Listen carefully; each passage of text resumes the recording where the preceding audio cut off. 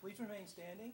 At this time, we'll ask My Angel Glover from Rochelle School of the Arts to come forward and lead us in our Pledge of Allegiance. I pledge allegiance to the flag of the United States of America and to the republic for which it stands, one nation, under God, indivisible, with liberty and justice for all. Thank you. Please be seated. The Polk County School Board meeting of April 24th is now called to order, and we have a few questions we'd like to ask you. So you attend Rochelle School of the Arts. Yes, sir. What's your favorite subject? My favorite subject has to be math. Math. Good for you. And what do you want to do when you grow up? I want to be a lawyer. A lawyer. Very nice. That's an interesting combination. Good for you. You're going to cover all the bases. That's right.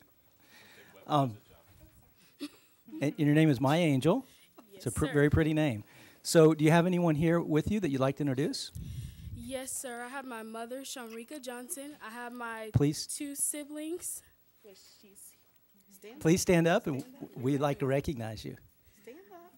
I have my siblings, my Danica Day. She goes to Rochelle as well. My Kel Kinchin, he goes to Rochelle, and my Kayla Kinchin, she goes to Rochelle. And you have anyone from your school here? Dr. Ward. So thank you all for being here this afternoon. Thank you for leading us in the pledge. You did a wonderful job. Thank you. Let's have a round of applause.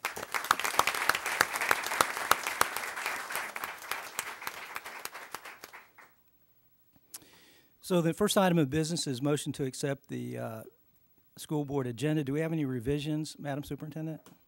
Yes, we do.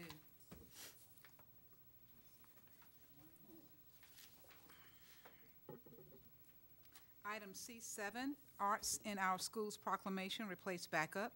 Item C11, minutes of the April 10th, 2018 work session, add backup. Item C15, bid recommendations, replace backup. Item C63, recommendations for administrative and instructional personnel actions, replace backup. Item C64, recommendations for non-instructional personnel, replace backup. Item C66, new job descriptions for safe schools, add backup.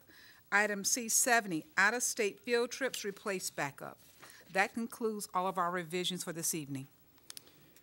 Thank you, Madam Superintendent. So at this time, I would entertain a motion to accept the April 24th, 2018 school board meeting agenda as revised. Mr. Chairman, I make a motion to accept the agenda for the April 24th, 2018 school board meeting with the revisions as noted. Second. So we have a motion and a second. Any discussion? So the motion on the floor is to accept the April 24th, 2018 school board meeting agenda as revised. All in favor, please say aye. Aye. Any opposed? Motion carries. Madam Superintendent, we have some special recognitions. Yes, we do. First, I would like to ask School Board Member Hazel Sellers to please step to the front for our special recognition.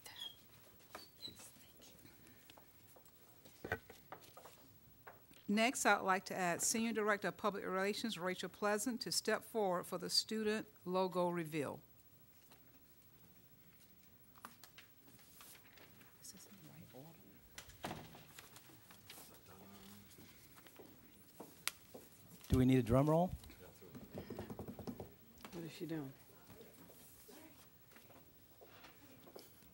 Good evening, board members, Superintendent Byrd, colleagues, and guests. 6 months ago, the Department of Public Relations and Strategic Partnerships embarked on an ambitious project to create a new logo and slogan for the 7th largest school district in Florida. A logo and slogan are much more than just a symbol and a few words. They are the visual representations of your brand, and your brand is what you believe in as an organization. It's the promise you make, the mission, vision, and values that guide everything you do. The knowledge is power seal, with all due respect, had served its time and purpose. But this district is not the Polk County Public Schools of many generations ago. We've changed, and the logo and tagline that represent us needed to catch up. My department and I saw an opportunity. The process we took to rebrand Polk County Public Schools could, in and of itself, represent the brand we hoped our new logo and tagline could convey. that students are always our first priority, and that nothing is more important than giving them opportunities to learn, grow, and prepare for their future. And so we created a student branding competition. At this time, I would like to recognize the students from the 7 graphic design academies that competed to create Polk County Public Schools' new logo and tagline. If you guys would stand when I call your names. Auburndale High School, led by teacher Emily Caldwell.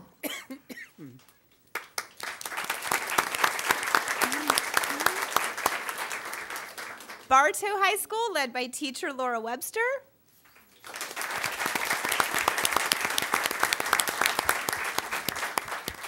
Bok Academy of Leadership, led by teacher Melissa Conkle, who I don't believe is in the room, but let's applaud her anyway. George Jenkins High School, led by teacher Jessica Salas.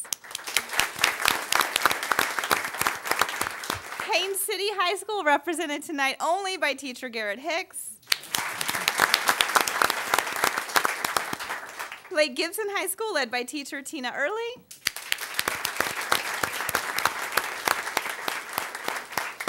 And Lake Region High School, led by teacher Teresa Warner.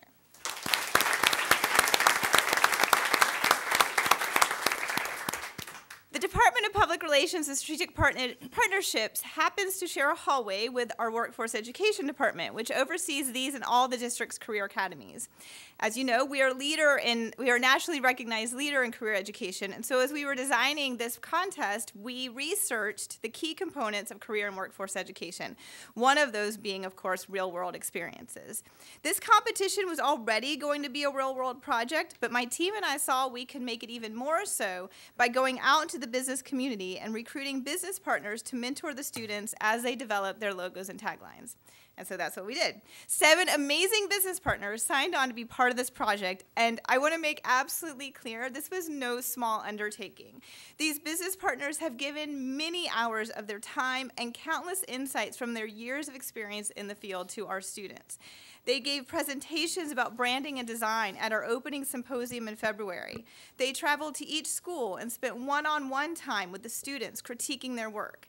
They have been absolutely, simply amazing, and without them, we would not be doing this evening. So we have to take a minute to recognize them.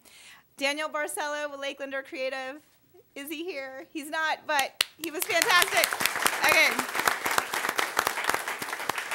Steve Dapsick with USF Marketing Communications. He also couldn't be here, but he was also wonderful. Sandra Horan and Nicole Hamilton with Curious Jane. We have Sandra Horan in the house. Ryan Dell with Image Depot Express. Alan Reed with Made Brands. Where are you? Okay. And Ronald Weber with Weber International University's Marketing Department. Additionally, Sean Malott, President and CEO of the Central Florida Development Council, Kim Long, Executive Director of Polk Vision, and Pauline Simmons-Brown, Community Engagement Coordinator at Polk Vision, coached the students in public speaking as they prepared to make their final presentations to the selection committee. Thank you very much. Oh, Daniel just walked in. Daniel Barcelo with Lakelander Creative. Okay. I would be very remiss if I did not give Ryan Dell of Image Depot Express just a few moments to speak to you, because he has taken this competition to a level I could not have imagined. We hatched this idea in his conference room, but he has taken it places I never could have foreseen. So I must give the floor to Ryan for a few moments.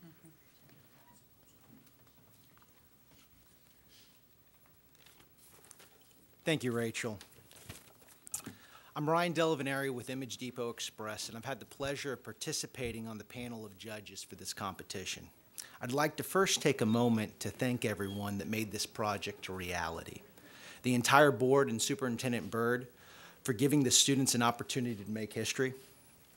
Everyone that served on the panel with me for your time, ideas, and critiques. This certainly wouldn't have been what it is without you. And of course, for Rachel Pleasant and her staff, there are too many of you to name names, but I'm truly impressed with the precision, speed, and passion in which you have tackled this endeavor. What you've executed in such a short amount of time is simply amazing. Finally, I'd like to thank the students and teachers of the participating schools. It's been your ideas that have breathed new life into the brand of the Polk County Public School System. Regardless of who the winner is here tonight, you all have made your mark, and for that, you should be proud. For me, participating in this program just felt right on so many levels. I mean, I'm a product of the Polk County Public School System. Graduated George Jenkins, class of 2004. I'm also a local business owner, and I've had the pleasure of working with the faculty, students, and administrators of nearly every school in the county over the last 15 years. I even happen to work in the design and advertising sector, so the chance to partake in a big rebrand like this would really be hard for me to pass up. On the surface, all these reasons were reason enough for me to say yes to Rachel when she asked, and so I did. Through the competition, I had the opportunity to visit each school and help critique each design. I'm going to tell you one thing. These kids have got a lot of passion, and they've got the work ethic to back it up. They are all living in a world filled with more distractions than ever before, and in the face of that, they put their head down and they worked. I had a whole list of things I was there to accomplish: checking spacing between letters, talking to them about modern color palettes, and impressing upon them to design a brand, not a logo. I mean, there was truly a lot on the agenda. A funny thing happened, though. I became inspired. Inspired by how much they wanted to win, inspired by how sure-footed they were, but most of all, I was inspired by what I hoped this could become. Tonight, we will be unveiling a new brand for the Polk County Public School System, a brand that I believe will put the students at the center of our focus as a community. However, I really do hope that tonight is the beginning of something more. I hope that it isn't just a brand, but a movement so large that it shakes the foundation of our community and builds more bridges between our local businesses and the public school system. We must wake up. Our students are the crown jewel of our community. They can do more than you think. From a business partner vantage point, we should be tapping into the student body by offering more internships and guidance programs to help prepare them for their next steps out of high school. Students these days don't have one idea for what they want to do with their lives. They have several. Our job is to help them discover what they like and what they don't, what they're good at and what they aren't. We can easily help to do this by making more opportunities available to them to discover different career fields through internships.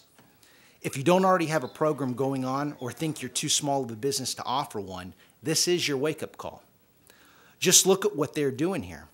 They've done the work of an ad agency while just being students. Not one school, but 7 of them.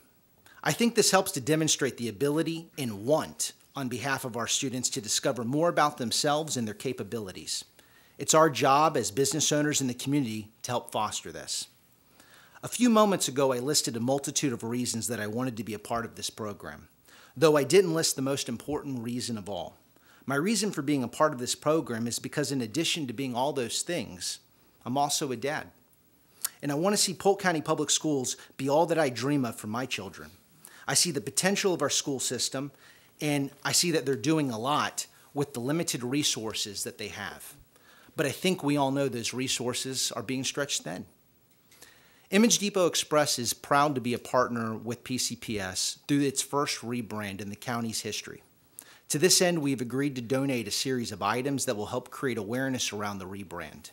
These items include printed and embroidered apparel for the board, faculty members, and students associated with the rebrand project, new signage for the PCPS building to replace the signage bearing the old brand, and new graphics for all 480 fleet vehicles. Additionally, we've set up a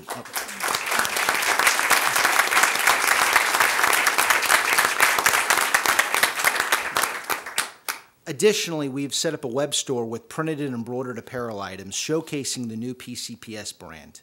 These items will be on sale from the public starting today and ending on May the 8th, and they can be accessed by visiting imagedepotexpress.com/PCPS.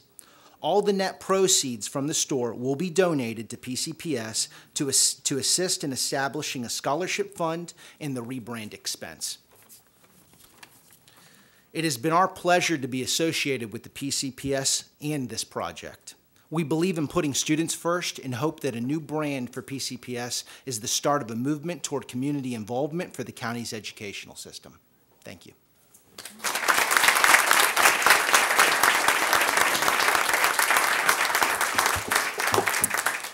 I have to make an apology because there are so many business partners involved in this project that I have trouble keeping them straight, and I completely read over Donovan Tinsley of Tinsley Creative in my notes.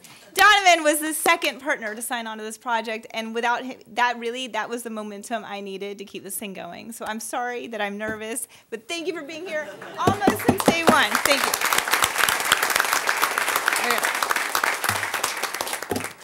Okay, Brian has also, he neglected to mention, but he has also graciously agreed to donate an exhibit showcasing all the logo submissions that will be installed here in the hallway in the coming weeks so that we can honor all the students and commemorate this project. Okay, so 2 weeks ago, after months of hard work, students from each of our participating career academies pitched their final designs to the selection committee, which was comprised of our professional partners. Our partners who have decades of experience in branding for professional sports teams, major universities, national franchises, local businesses, and nonprofits deliberated behind closed doors and unanimously chose the winning design. They were advised that no substantive changes would be made to either the logo or the slogan. They were also advised that they had to choose a complete package. They could not take a slogan from one school and a logo from another and put them together. It was important to me that our students' work stand as it was created because my department and I believed it would be good enough. The rebrand implementation process will begin immediately, with the winning logo and tagline being featured on everything from letterhead to business cards to fleet vehicles, stickers to t-shirts, thanks again to Mr. Dell, to the district's soon-to-be redesigned website. It will also, thanks to 2 new business partners who have joined onto this project, be featured in print and outdoor advertising.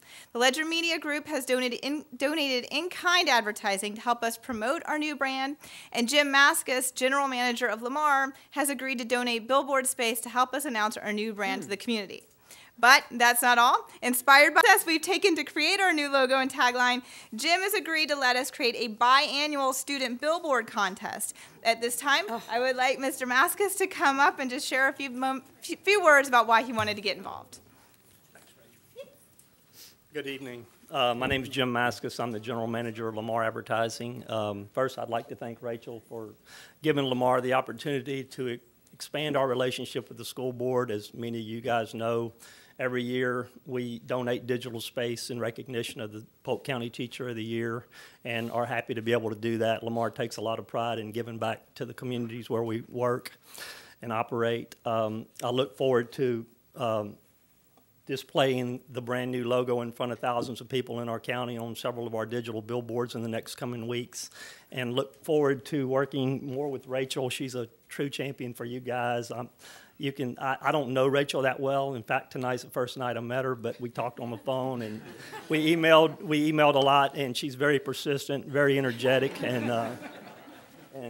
but thank you for reaching out, Rachel, because we love to get involved and we appreciate the opportunity to continually be involved with the Polk County and the Polk County School Board. So thank you very much.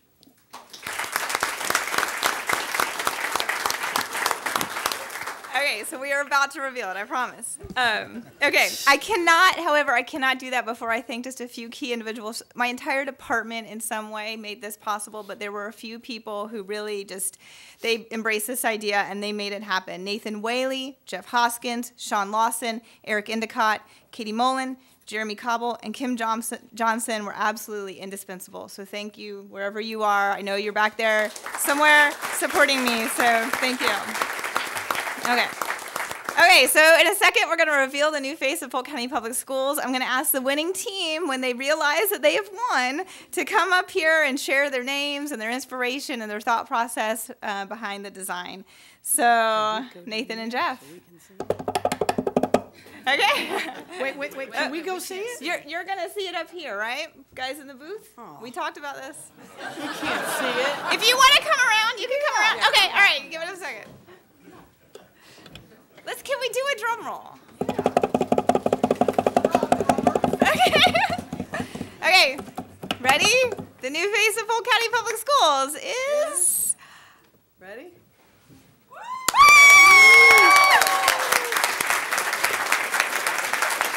Designed by Auburndale High School,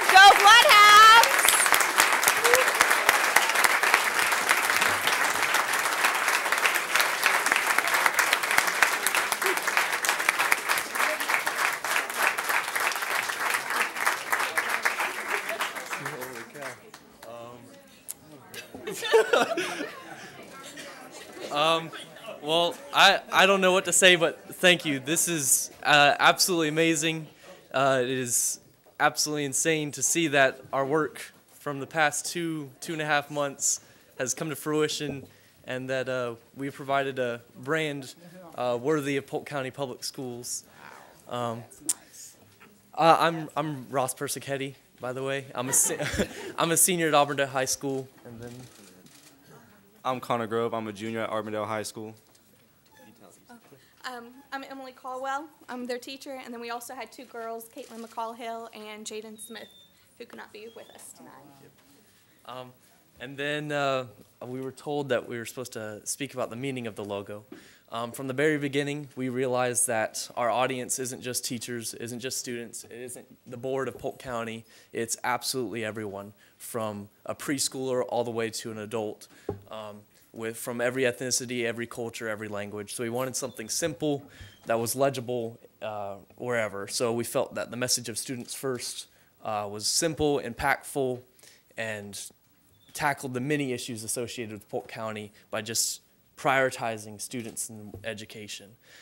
And then we wanted a logo that was evocative of our message, utilizing the student iconography. It shows the progression of students from pre-K to graduation. We just wanted to emphasize student success.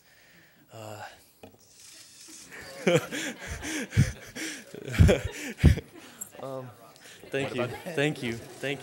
What about the green?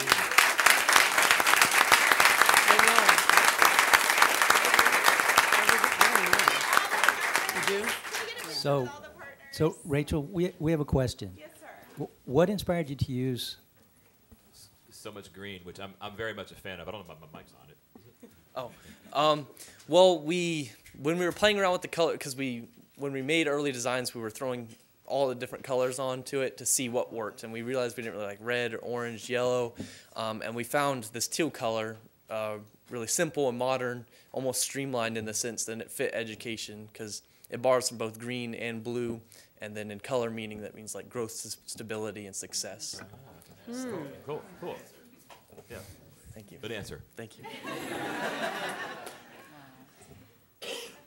Picture time, guys. All right.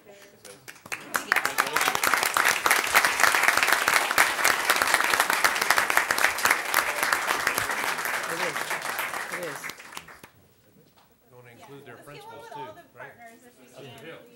Alan, Sandy, Donovan, Daniel, yes, of course. Is that everybody? We're not going to be able to see the new logo, though. That is against. Be careful. That is against branding guidelines. So move it. I understand.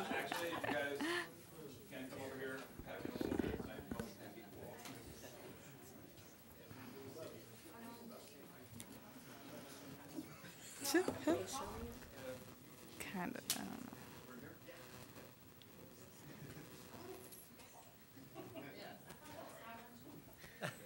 Oh, yay. Hide.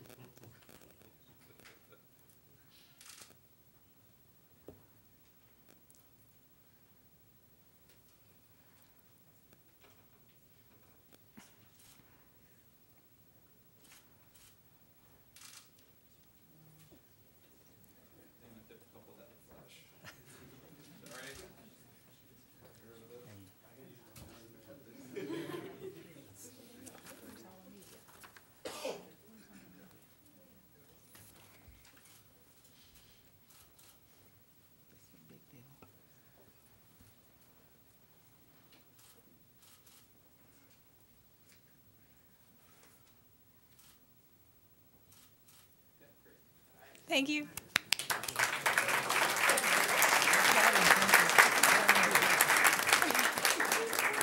Yeah, thank you. Okay. Sure. Thank you for being here. Okay, I'll be in touch. Okay, almost done. Okay. Ms. Caldwell and your students, in recognition of your hard work and talents, we will be presenting you with cash prizes courtesy of the Polk Education Foundation. However, you have to go down the hallway to my office to get them. We also we have shirts for the board and the superintendent. Yes, they are coming your way. And audience members, we passed out some hang tags courtesy of Image Depot Express. And business partners, I have vouchers for you to order your Polk County Public Schools merchandise for free. We'd really appreciate you representing this new brand out there. Okay, so again, go to imagedepot.com, imagedepotexpress.com/PCPS, right? It should be up on the screens in a moment, to order your new merchandise representing the school district. Okay. It is my hope that this new logo and tagline will unify and re-energize this district. We've always known that we put students first. We've always known that we are relentless in our pursuit of meaningful, exciting learning and professional development opportunities for our students. We have always known that every day in classrooms across the district, our employees are finding new and innovative ways to put students first. What we haven't always done is tell our community about the good work we do and the life-changing difference we make.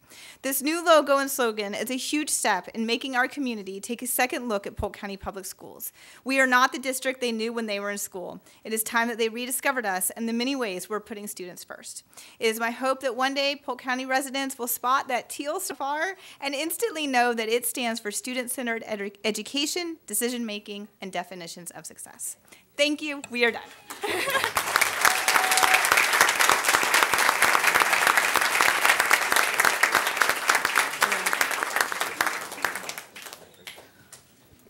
Wow. That is truly a wow. Thank you to everyone, because I was sitting up here just like, okay, stop talking, Rachel, pull that down. I was ready to see it. But it truly captures who we are. And thank you for making sure that everyone will remember who we are, was putting students first. Next, I would like to ask our Senior Coordinator of Strategic Partnerships, Jeanette Crowley, will now come forward to recognize the Bridge Program students.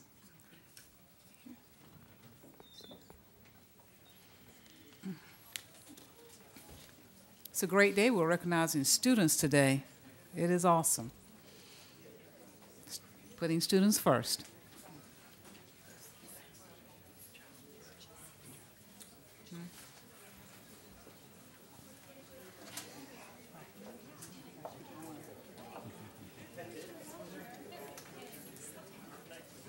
I think we have a transition of students from one group to the other. That's right. So the other group will be coming. That'll take a minute. It's okay.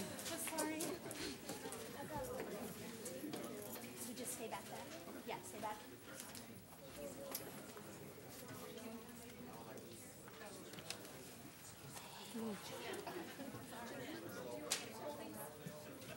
Yeah. Okay, yeah.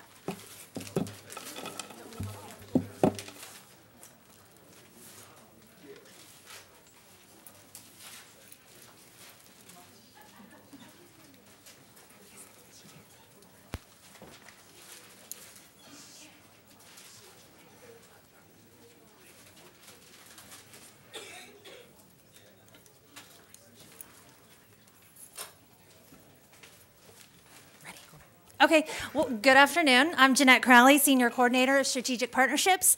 I have the honor of being a program manager for a new initiative from the superintendent, and it's called the Bridge Program, which is a student ambassadors program. It's a collaboration, a team of Polk County Public Schools students, and its mission is to create communication and unity between our public schools by fostering personal relationships and collaboration with our students. The program ambassadors are assigned a variety of tasks throughout the school year. It was a nomination process from the schools, from each of our high schools. Some of the activities that they participate in are discussing challenges that they have throughout the county, throughout the schools, attending monthly meetings, participating in discussions with district leadership. We had a panel discussion with the superintendent and cabinet on April 2nd. The students also participated in a public speaking workshop where they created a 30-second elevator pitch about their school, and that's what they're here today. So they're going to give you their 30-second elevator pitch. Their task was to participate in the workshop and then create and develop a 30-second elevator speech about their school that includes information about what makes their school special. So I'm going to let each of them come up. They've worked really hard on this. We have half of them here today, and then other half of our students will be here at next month's meeting. We have 16 total students in the program, 3 sophomores and 13 juniors from 8 high schools.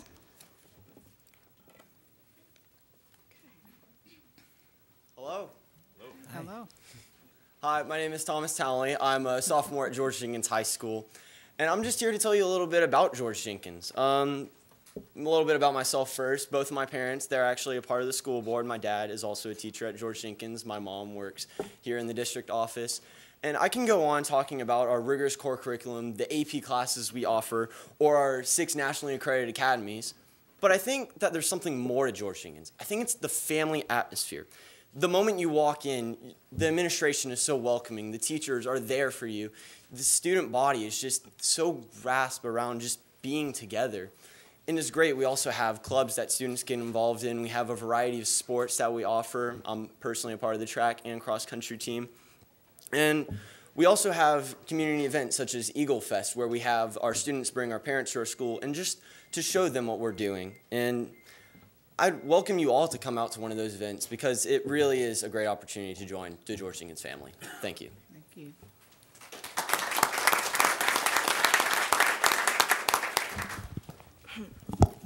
Hi, I'm Jackie Montez, and I'm a junior at Fort Meade Middle Senior High School.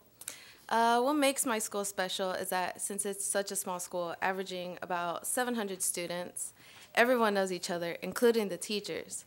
So they're able to focus more individually with each student, and they know them well enough to know their strengths and weaknesses in each subject.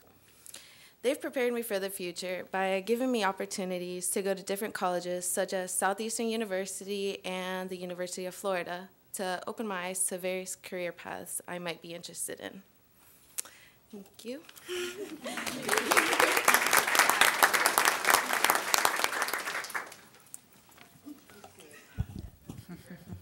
Good afternoon. My name is Brenda Alvarez. I'm a junior at Mulberry Senior High School, where every student matters. And I'm proud to say that our school offers 3 new academies, including health science, engineering, technology, and education. 36 dual enrollment programs offered through Polk State College and Southeastern University, and 16 advanced placement courses, along with several other college preparatory programs, which include Upward Bound, which I have a fellow Upward Bound member here, Jayanne and Daniel, and Educational Talent Search, and College for Every Student. Aside from academics, we have nationally ranked JROTC program and outstanding athletic programs. And we have witnessed a great transformation because of our amazing principal, Michael Young, and our wonderful staff members, which go the extra mile. And because of this, we see a thriving number of future success stories. And Mulberry is the place to be.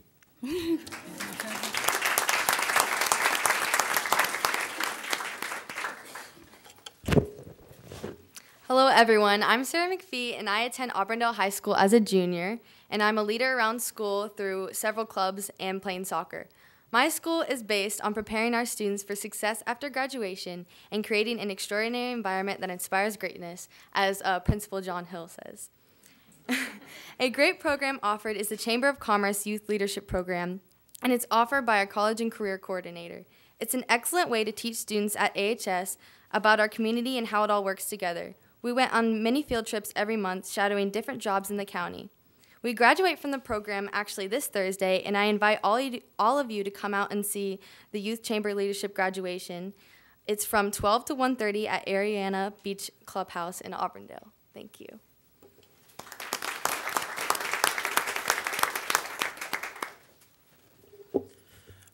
Good afternoon.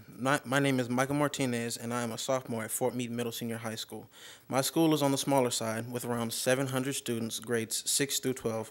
Being that we are a smaller school, students at Fort Meade receive a more personalized education. Teachers know their students on a more personal level and are aware of each student's strengths and weaknesses and are able to help them individually to succeed not only in school but in life. Thank you.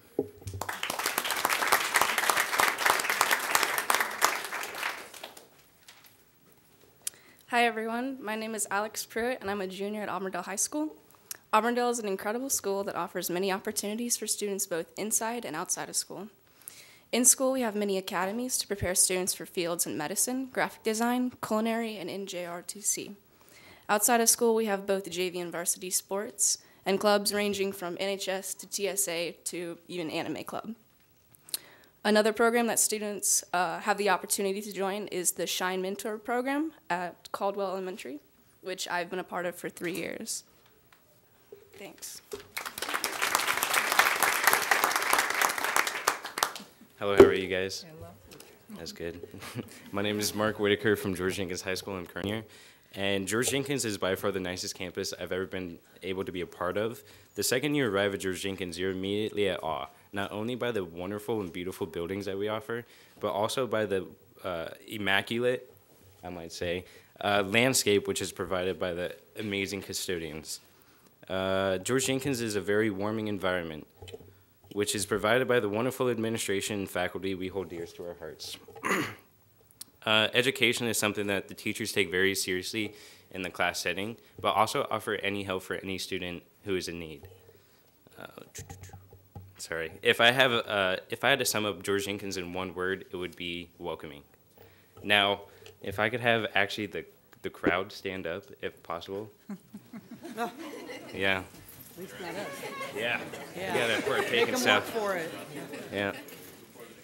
And now can I ask you to take one step to your right, if possible? Good job. You guys are so good. See, you guys are headed in the right direction, which is exactly what George Jenkins is all about. Thank you, guys.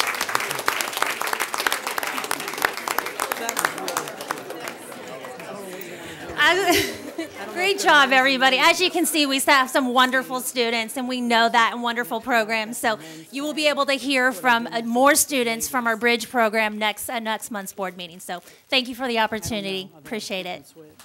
Thank you. I don't care. Yeah. Okay.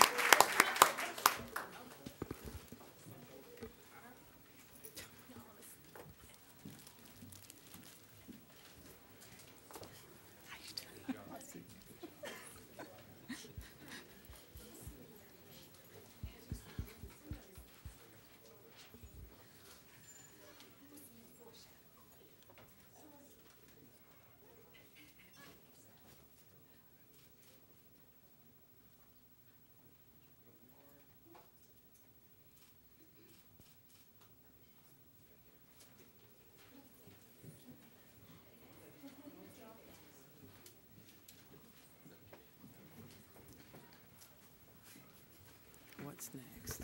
Thank you, Jeanette, and thank you to the Bridge participants. I look forward to seeing you again very soon. Next, we would like to have the Winter Haven High School Principal Gina Williams and Coach Johnny Lawson will come forward to introduce the girls basketball team from Winter Haven. Come on down, Gina.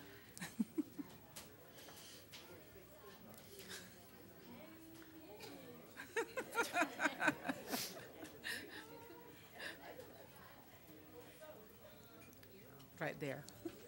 These girls are part of our girls basketball team at Winter Haven High School.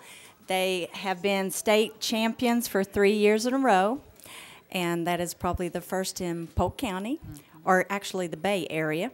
We also, these girls in front of you were invited to play in New York City for a national championship. Only 4 teams were invited. We were the ones from Tennessee. There was a team from Florida. Well, we're the team from Florida. Georgia, Atlanta, Georgia, Washington, and Tennessee. I should know that, right? But anyway, they are outstanding. They represent our district very well. You would be extremely proud of them. I will introduce the coaches, or do you want them to introduce themselves? Yes. Introduce themselves? Yes. Yes. Okay. Each person. And also Sherry Bryant, don't remember, she's president of basketball operations. So she needs to introduce herself as well. Okay. Yeah. Okay. Go. My name is Ty Singleton, and I'm a senior. What position do you play? I'm a center.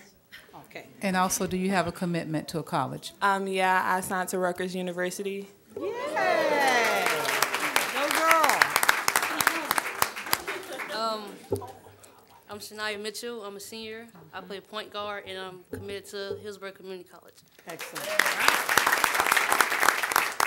I'm Zakiah Franklin. I'm a junior. Yeah.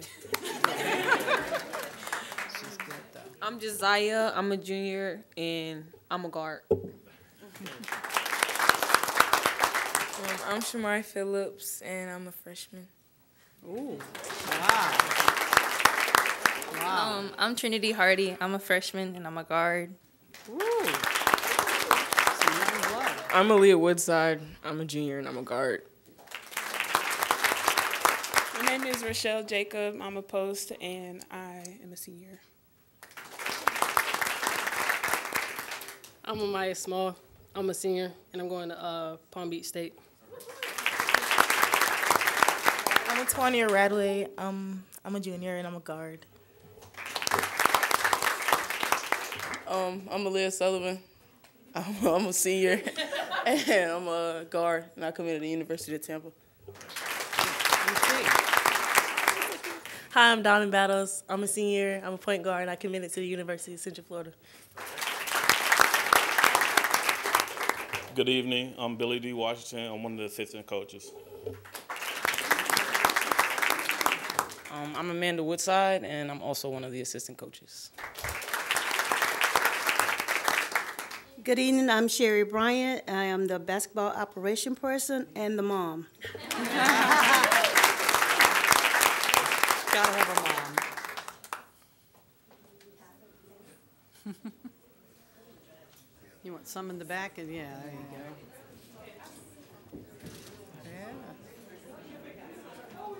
go. Yeah.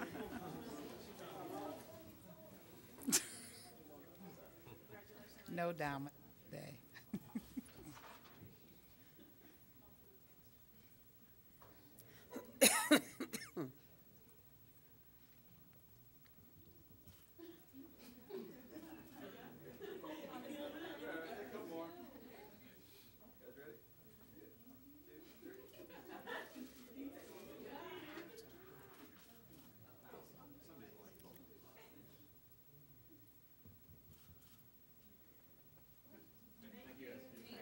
Congratulations.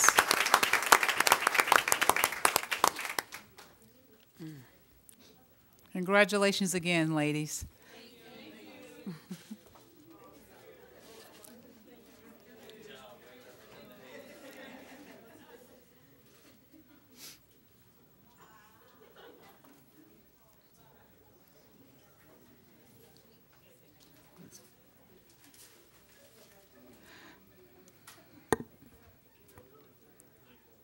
Lake Gibson High School Principal Ryan Van will step to the front to introduce the wrestling team.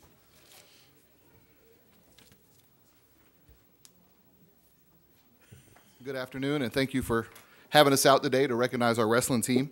First of all, that is a wonderful logo. I don't like losing to anybody, especially John Hill, but that is a wonderful logo. I'm really excited about that. So I'm also excited to introduce our wrestling team.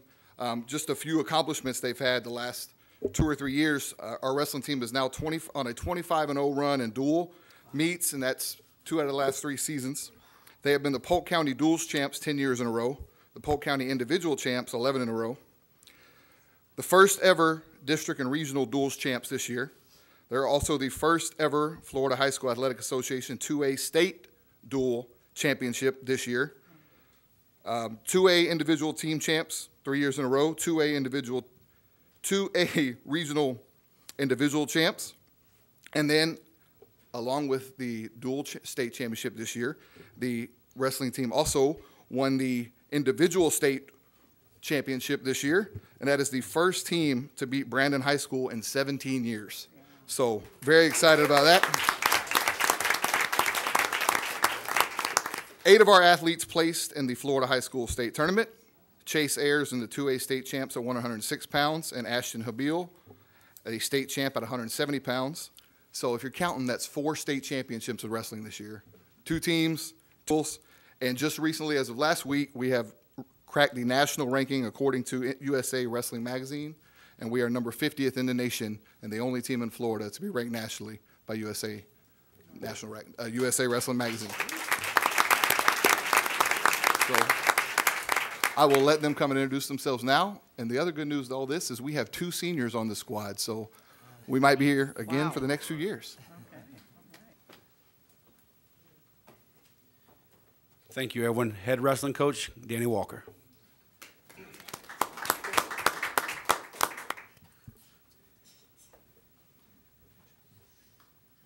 "106-pounder Chase Ayers.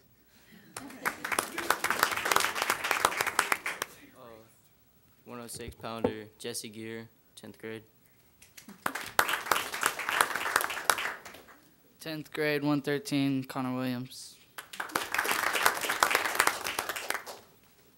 120-pounder, 10th grade, Evan Butler. 126-pounder, 11th grade, Shannon Hanna. Senior, 132-pounder Nathan Lawwell. Junior, 138-pounder, Elijah Gray.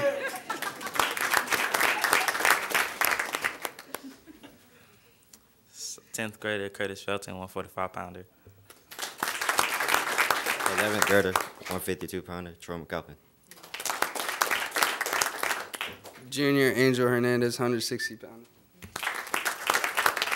Sophomore, 170-pounder, Ashton Bill.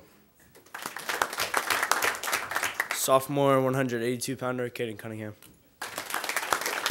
Senior, Deavian Joseph, 195-pounder. Assistant coach, Gabe Gibbs.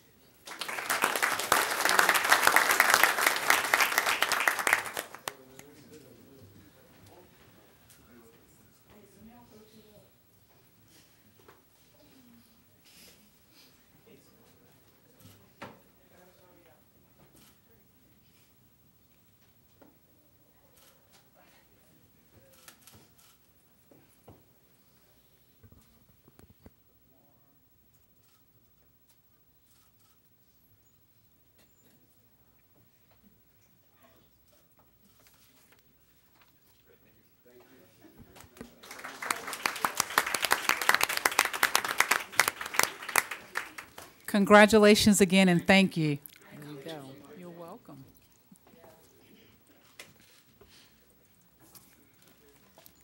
Next, I would like to ask Lori Cunningham to please read the Arts in Our Schools proclamation.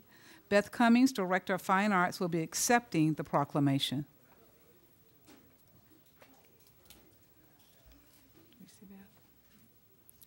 Proclamation, School Board of Polk County, Bartow, Florida. Whereas Polk County Public Schools believes that the arts, dance, music, theater, and visual arts hold transformative potential for all students. And whereas the purpose of Arts in Our Schools Month is to raise awareness of the importance of arts education for all children, and to remind citizens that schools are where all children should have access to the arts.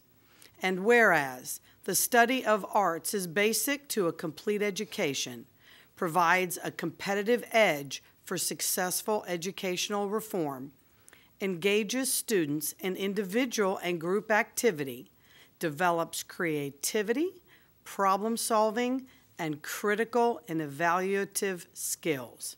And whereas arts education in the schools includes a broad range of types of arts and active arts experiences, and helps students acquire skills in production and performance of arts, as well as an understanding of history and culture. And whereas it is the mission of Polk County Public Schools to provide high-quality education for all students in order to prepare children for a productive role in our society. And therefore, be it resolved that the School Board of Polk County, Florida proclaims April 2018 as, drum roll, thank you, Arts in Our Schools Month, and supports the purposes and practices of arts education, and encourages teachers, parents, students, and all citizens to participate.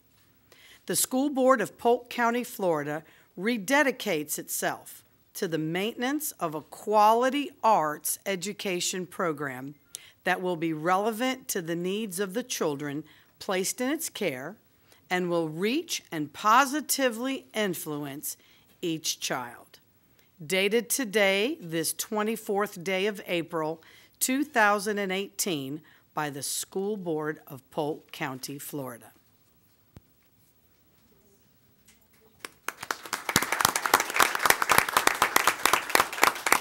Thank you very much. The first thing I want to say is, following the wrestlers, I am not giving you my weight. Okay? So it's not happening, but sorry. And go, Lake Gibson. Couldn't resist. Mrs. Bird and Board Chair Mr. Wilson and our honorable board members, it is my privilege to stand up in front of you representing the 356 arts teachers in Polk County Public Schools who dedicate their time, their efforts, and their expertise to make sure that our students do have a well-rounded education that offers the arts in every school for our students to participate in. Things that I know you already know. Just want to remind you that Polk County Public Schools are the rate of our student engagement and our student enrollment remains higher than the state average. One of the things that is very interesting with our graduation rate is that it proves that the longer you stay in the arts, those students have higher graduation rates. Our students who are in the arts in 3 to 4 years at high school level, we are at the 90 and 92% of graduation rate. And that is something to be proud of in Polk County Public Schools, especially when you're looking at a state average of about 75%. So it is important to get our students involved in the arts and exposed to the arts.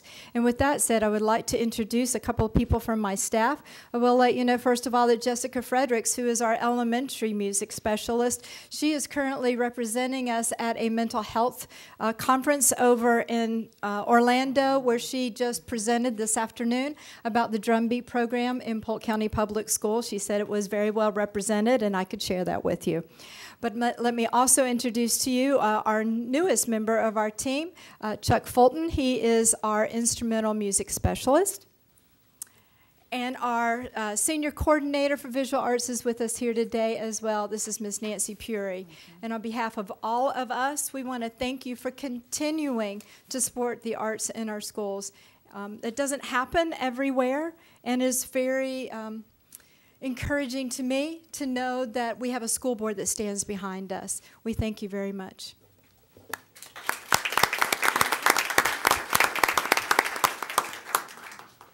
While they're taking pictures, I want to be reminded of the saying that I've heard so many times, the arts make you smart. And your statistics, Ms. Cummings today has certainly brought that to light.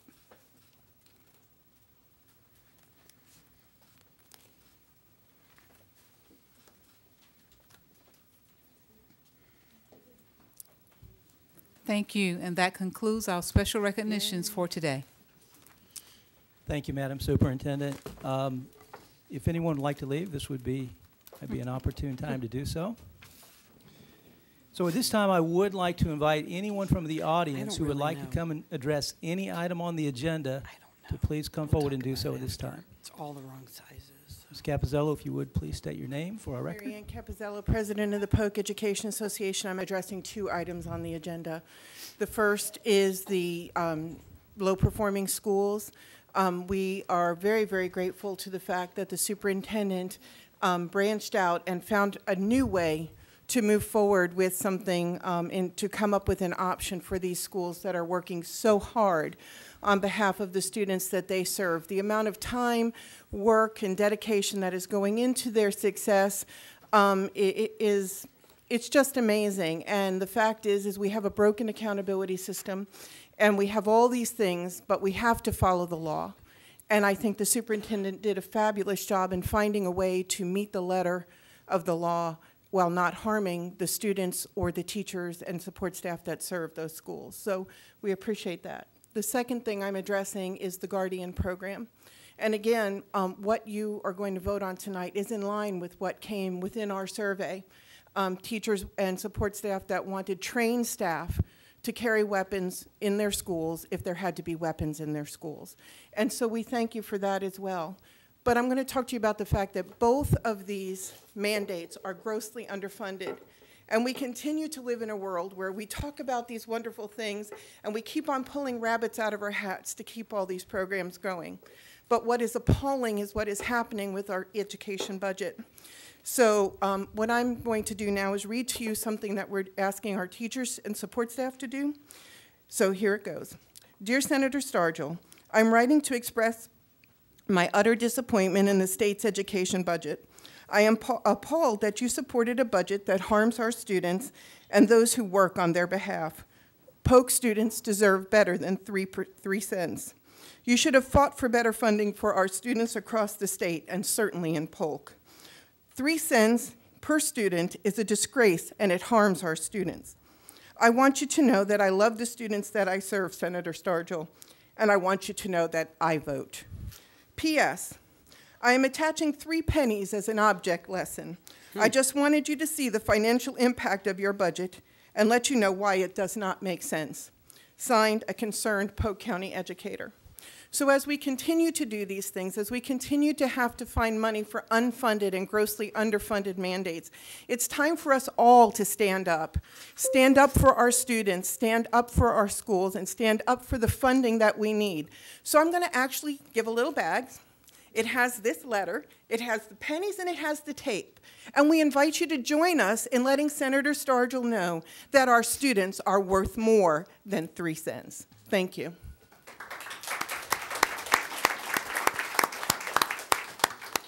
Thank you, Ms. Capizzello. Is there anyone else who would like to speak to an item on the agenda? Mr. Chandler, please come down.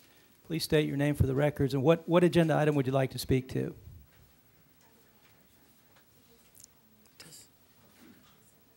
I'm speaking concerning low-performing schools and what the law is.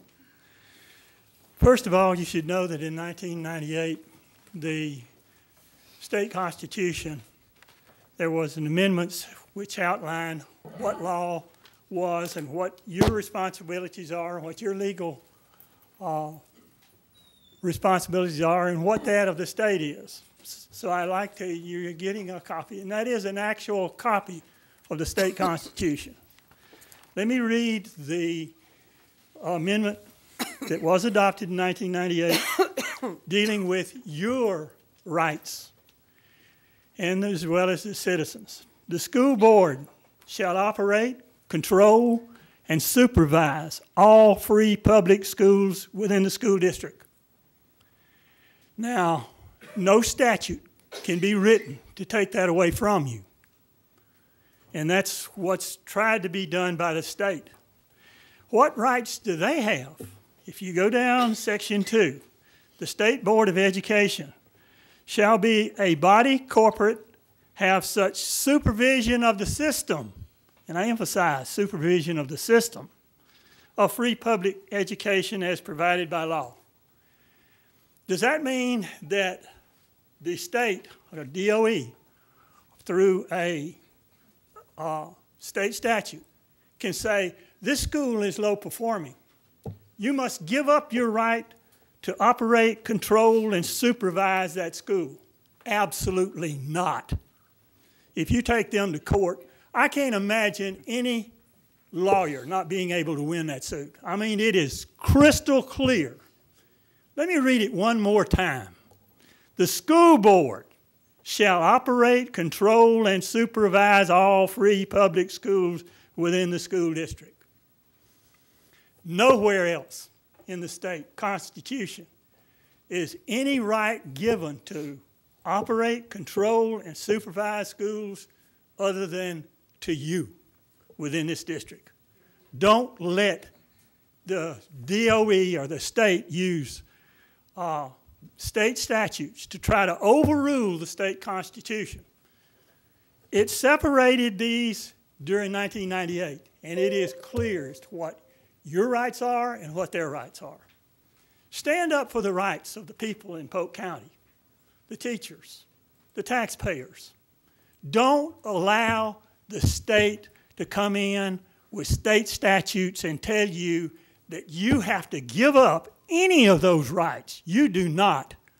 take them to court. Any lawyer that can't win that case needs to turn in his thing and go be a Walmart greeter. I mean, that's how crystal clear this is. Thank you very much. Thank you, Mr. Chandler. Is there anyone else who would like to speak to any item on the agenda?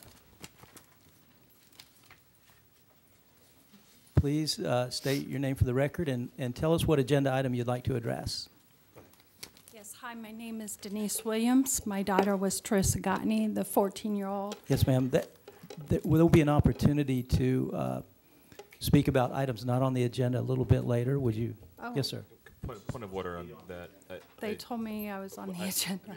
So. Well, it's her daughter is the child who died. Yes, sir. Can we make an exception here? I think there was confusion about. I think because this is going to be a long meeting. Sure. Maybe go ahead. I mean, does the board have any? Mr. Bridges, do we have the authority to make that? Mr. Chair, I think you've got the discretion. Okay, absolutely. Please speak. Yes, hi, my name is Denise Williams. My daughter was Teresa Gottney, the 14-year-old girl that died on the school bus on February 28th and later died in the hospital at All Children's Hospital on March 6th. I wanted to come here today to have to kind of talk about what happened and to talk about the safety of our special needs children in a school bus to ride, you know, back and forth to school. My daughter was in distress. She called, you know, the bus driver called and pulled over and called transportation at 7:12. She was told, stand by, and she was told a total of 5 times. 5 times to stand by. They never even called 911, you know, for a while. And, you know, my daughter just kind of needed help, and they didn't know how to take her out of her chair. They said she was too heavy. My daughter was 57 pounds. I just think we need a change. We need to, you know, need to change, need to train these people just to know how to take a child out of their wheelchair if they're in a medical, you know, distress. That's kind of what I wanted to say today. And, you know, make changes. I mean, I know I have a lot of why questions, and I know they're not going to be answered, and I'll probably never know. But we need to make a change. 1 minute, please. I like your new logo there, students first. The first thing a student's on a school bus and goes to school, and they need a safe transportation to and from school. Yes, sir. This is not the first time this has happened. A neighboring county had the same thing happen in 2012. This can't keep happening. These kids fight every day for their life. It cannot keep happening. It's up to you to make a change, make these buses safer. You cannot have a child sitting in the back of a bus with everybody else facing forward and not attending to them. It's wrong. It's absolutely wrong. Our child deserves to still be here. Thank you. Thank you, Mr. and Mrs. Williams. We are so very sorry for your loss. Thank you for coming and speaking to us. Yes, sir, please. Please state your name for our records, please. Hi, my name is Reverend James Hall. Most of you know me. For the last several years, I've been advocating for my child who has special needs and her school in Winter Haven to become a charter. We've learned that the charter has recommended that we do become our charter, finally, and that the superintendent is planning on supporting it. And on behalf of Mr. Townsend, Ms. Cunningham, Ms. Sellers, Mr. Wilson, Ms. Reynolds, Ms. Fields, and Mr. Harris, I ask that you support us as well. It's been a very long journey, but we all know our special needs students need that extra care. And it's hard to to sympathize with other things going on in the district. But I do know that this school is going to thrive as a charter school, leaps and bounds, as it has as a private school with no extra funding. And we have great leadership there.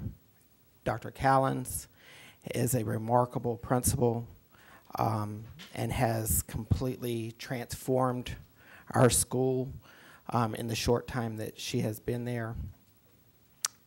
The other leadership team, the therapists, they go above and beyond every single day for our students.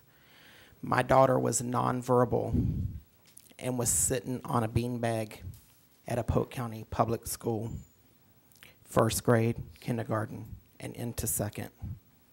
I had to fight for an IEP. The principal, a new principal, the new guidance counselor, and the new assistant principal refused to sit in the IEP meeting and walked out. A representative from the district had to come and sit in that meeting for me to fight for my child. I'm asking, as a special needs parent, please vote for this charter today. We will show you what our special needs children are. They still are our future. They can still do things that none of us can do.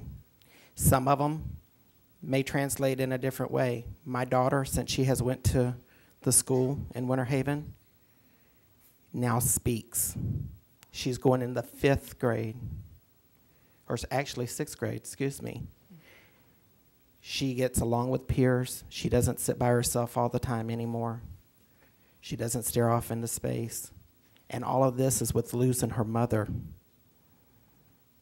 And my child still gets the therapy and everything that she needs.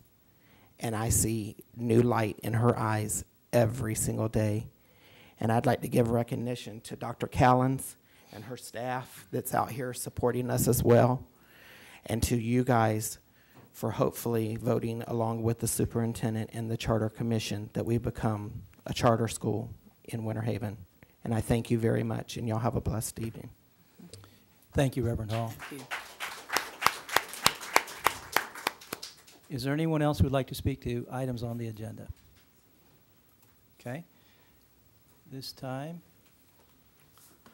yes. Did you want to speak to something on the agenda? Yes, sir. Please come forward. And please state your name for our records, please.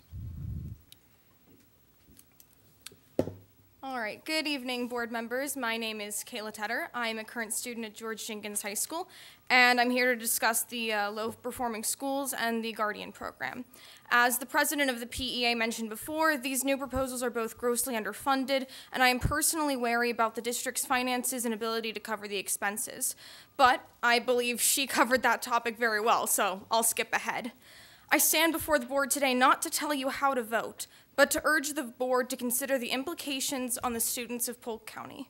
Our students are our future, our hope for the continuation of our society, and we owe them the basic right of a quality education, safety, and security in all its forms. No matter what happens tonight, decisions need to be made with the interests of students in mind. We all want fast action on every issue, but by doing so, we're implementing reactionary policies, unfunded mandates, and burdening our school systems. I wish some of our legislators were here to hear that tonight. I'm not going to tell you how to vote, but I am going to ask you, as I've been saying since January, and as your new logo suggests as well, to put students first. Thank you. Thank you, Ms. Tedder. Is there anyone else who would like to speak to any item on the agenda? Okay. So this time we have 3 sets of minutes to approve. At this time, I would entertain a motion to approve the minutes of the March 13, 2018 work session. Move approval. Do we have a second? Second. So we have a motion and a second. Any discussion? Mr. Townsend, is your light on, or is that? Oh, I'm sorry. Okay. So the motion on the floor is to approve the minutes of the March 13, 2018 work session. All in favor, please say aye. Aye. Any opposed? Motion carries. The next item on our agenda is approval of the minutes of the March 13, 2018 school board meeting. What's the pleasure of the board? Move approval. Second. We have a motion and a second. Any discussion? So the motion on the floor is approval of the March 13, 2018 school board meeting. All in favor, please say aye. Aye. Any opposed? Motion carries. Our last set of minutes is approval of the April 10th, 2018 work session. What's the pleasure of the board? Move approval. Second. So we have a motion and a second. Any discussion? Motion on the floor is approval of the minutes of the April 10th, 2018 work session. All in favor, please say aye. Aye. Any opposed? Motion carries. At this time, I would entertain a motion to approve the items on the consent agenda. So moved. Second. We have a motion and a second. Oops, excuse me. Any discussion? So the motion on the floor is approval of the consent agenda. All in favor, please say aye. Aye. Any opposed? Motion carries. We'll move now to our regular agenda items. At this time, I would entertain a motion to approve the school safety plan that was discussed at this afternoon's work session. Move for approval. Second. So we have a motion and a second. Any discussion?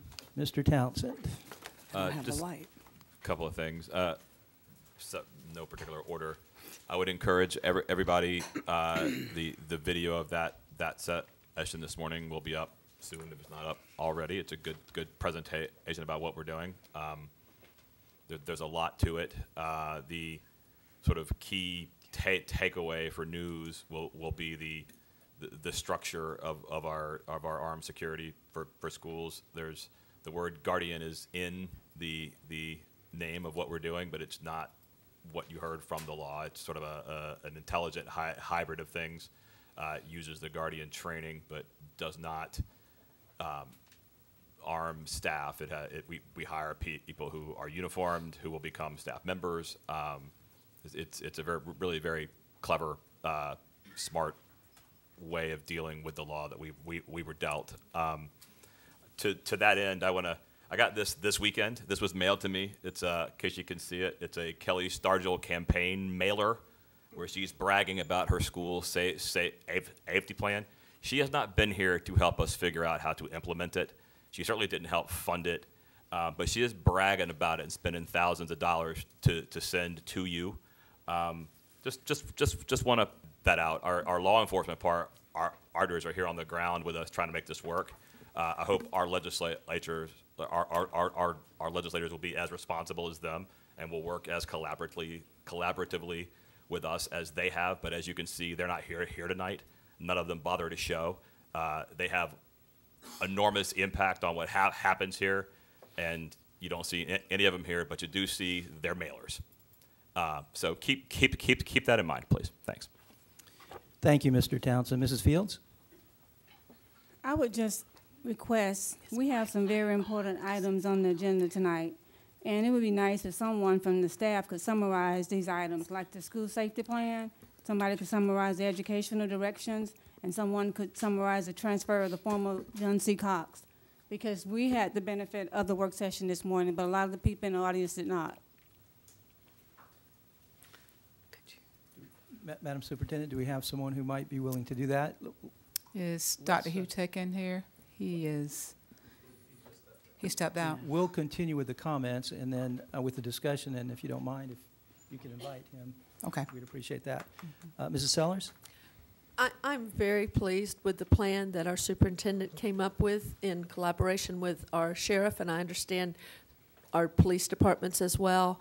The work that it took, I'm just glad and blessed that we have the sheriff that we have, the superintendent that we have, and our police chiefs and their staffs. You did a great job, and I don't think anybody in the state could come up with a better plan given the funds we had. And I know it's still going to cost us above the funds that we were given, but I'm pleased, and I think that the community will be very pleased with this plan. Thank you. Thank you, Mrs. Sellers. And I know that some of the lights aren't on. Ms. Reynolds, you had a comment? I just wanted to say thank you to Superintendent Byrd and our local Sheriff Grady Judd and our local police chiefs, because this is a very innovative plan. Polk County doesn't typically get credit for doing innovative things, and we have two things on our agenda tonight, that this and the educational directions plan, that are a tribute to Superintendent Byrd thinking outside of the box and outside of what they tell us in the law we have to do, that we can stay in the law but not necessarily take their marching orders. So I just want to say thank you for allowing Polk County to be innovative, because that's something that we desperately need here. So thank you. You're welcome. Thank you, Ms. Reynolds. Mrs. Cunningham. Thank you, Mr. Chairman. Yes, and I too am very excited about this program.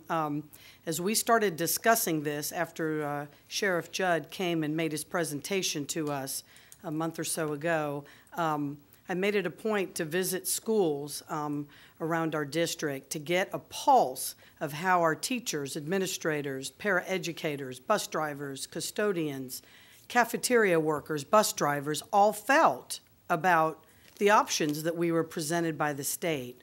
And as most of you might figure, I didn't have one person in my area that said to me, wow, I think that's great. Let's go ahead and arm teachers or arm PE teachers or arm whoever on campus. Everybody said we would feel great if we had the opportunity to have an SRO or a deputy on school campus, but not if it was the personnel that are currently employed having other major responsibilities on the school campus. That was an overwhelming thread.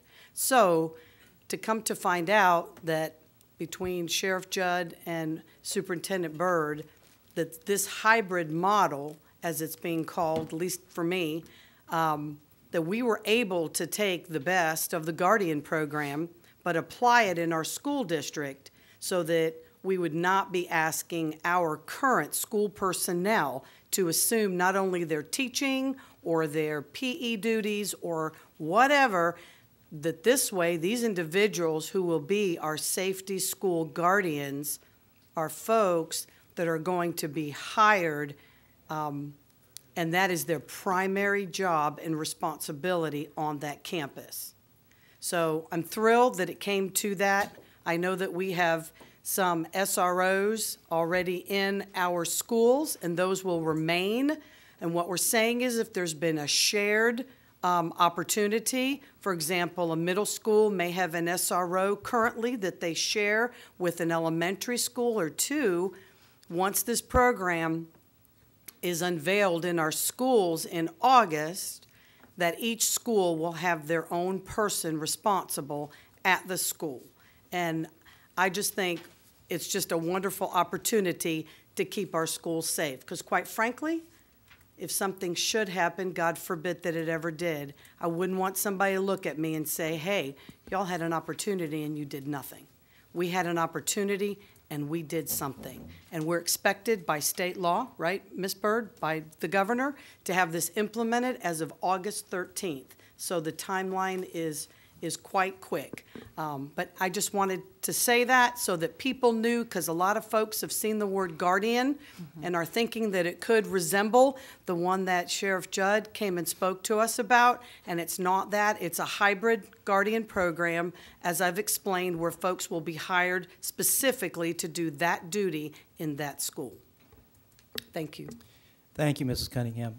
Mr. Harris, I'm not sure if your lights is out or not. Would you like to comment on this matter? It's not on. It's not. Okay, I can tell. Thank you. Well, I also would like to echo some of the sentiments you've already heard. Just so very grateful to Superintendent Byrd and her staff for coming up with a plan that meets the needs of our community. So very grateful to Sheriff and for working with us to make this reality. And frankly, I would be surprised if this plan isn't a model for most school districts throughout the state. It's a very difficult law to implement, and in all frankness, was woefully underfunded. So, you know, very grateful to have the folks that we have at the table who work to find this creative solution. So just want to say thank you to everyone involved. In fact, the board agreed this afternoon to send a letter of thank you to our sheriff for working with us to find that solution. And chiefs. And chiefs, excuse me, and our chief, our police chiefs as well. Are we waiting for someone to come in? Mr. Chair, I can briefly do it because please do. I can tell the board members were really attentive in the meeting because they've covered a lot of what the program is about. But what I would like to say, and then we have Major Stewart, who's in the audience on behalf of Polk County Sheriff's Office this afternoon, that if there are questions that he might want to briefly talk about what that guardian training will look like, if he would come up. But what I would like to say to the public is you hear the word guardian, as you've heard tonight mentioned, but it is not the true guardian program. This is almost a modified version of that. The guardian program, as it was originally stated, is that you have school staff to be armed with the exception of a classroom teacher. This is not going to be school staff. This is going to be a new hired district employee. So it is not a school, it's an employee of the district, but it's a district hired person. This is their sole responsibility. Teachers and staff members, they were hired to teach, and they have a lot on their plates. So this person will be able to take care not only just the safety of our school, but there are other parts of the bill that are required to have them to ensure that we meet all the statutory requirements. So when we're looking at the program, this person will actually be underneath the Director of School Safety Specialist, which is an additional position we have to hire as well. And that person will actually help them when it comes to making sure we look at our threat assessments, all of our drills, and making sure that all of our campuses are secure. So the position will be a new one for the district. The part I would say is that as soon as this board meeting is over, we're looking to start the application process, and it will be online. It states that we need 85 of those individuals that we're calling the school safety guardian, because they're just going to be the guardian, and they're going to go through the guardian training that you're going to hear in a moment from Major Stewart. We're going to overhire. Instead of 85, we're going to do 90 that we're going to overhire, because quite naturally you notice that people are out, vacations and illness, so we want to make sure we have someone to fill in the gap when those people are out. I believe this is what we can say between Polk County Sheriff's Office and the school system. We both understand that we need to make sure that all of our communities, our schools are safe. And this will ensure that they're safe and teachers and staff are able to carry out the educational process. I will allow Major Stewart to talk just a little bit about what will happen with the guardian training for the school safety guardian. To the board. The statute allows specifically for us to go into very specific training for the individuals who want to be a part of this program that gives them actually more training with firearm than a deputy sheriff would get who's going through the academy. So what that training boils down to is 80 hours of basic academy firearms training that a deputy or a law enforcement officer would get in the academy if they were going through. But on top of that, they get 16 hours of precision pistol training that is not part of the academy training. They also get 8 hours of discretionary shooting, where a law enforcement officer would only get 4 hours, and 8 hours of active shooter training, where a law enforcement officer would only get 6 hours for that. They also get that is a 25% increase over what a law enforcement officer would get inside the academy for firearms training. They also get a training for defensive tactics that deals specifically with the situations they might encounter, and they get legal issues that they might have to encounter, and diversity training. And of course, the training that they get also is very specific to ensure that they know the limitations of the authority that they get, that they only have authority to intervene in the case of an active shooter who's on the campus. They do not have the authority to take law enforcement action in any other situation. Thank you, Major Stewart. You're welcome. Thank you. Yes, thank you, Major Stewart, and thank you, Superintendent Byrd, for the brief explanation. Do we have any further comments? Mrs. Fields? I want to thank the staff for explaining it. I was very much aware of what we discussed this morning, but I thought it would be better coming from staff and then allowing us to have our comments, but that was just my take on it. I want to commend Ms. Byrd for thinking outside the box, along with working with Sheriff Grady Judd and his staff. And I think it's going to be very important that that we continue to talk to other school boards in the state, because this could be a model for other school districts as we approach the time when this has to be implemented in the school year. But again, I just want to thank Ms. Jackie and her team for doing a great job. Thank you. Thank you, Mrs. Fields. Mr. Townsend? Yeah, just very, very briefly, I wanted to echo something Major Stewart said. You know, there's a lot of very rightful concern about the school to prison pipeline over policing discipline stuff that's a thing, that's a concern out there. I think it's very important for people to understand that the people we're going to be hiring for this have very limited abilities. You know, they won't be engaging in disciplinary actions with kids. They're not. That's not their function here. And so I just wanted to echo that point. And you know, they're not going to be arresting any second graders for bad behavior. You know, it's a very limited scope. So thank you. Thank you, Mr. Townsend. Any further comments by the board? So the motion on the floor is to approve the school safety plan as discussed at this afternoon's work session and briefly discussed here this evening. All in favor, please say aye. Aye. Any opposed? Motion carries.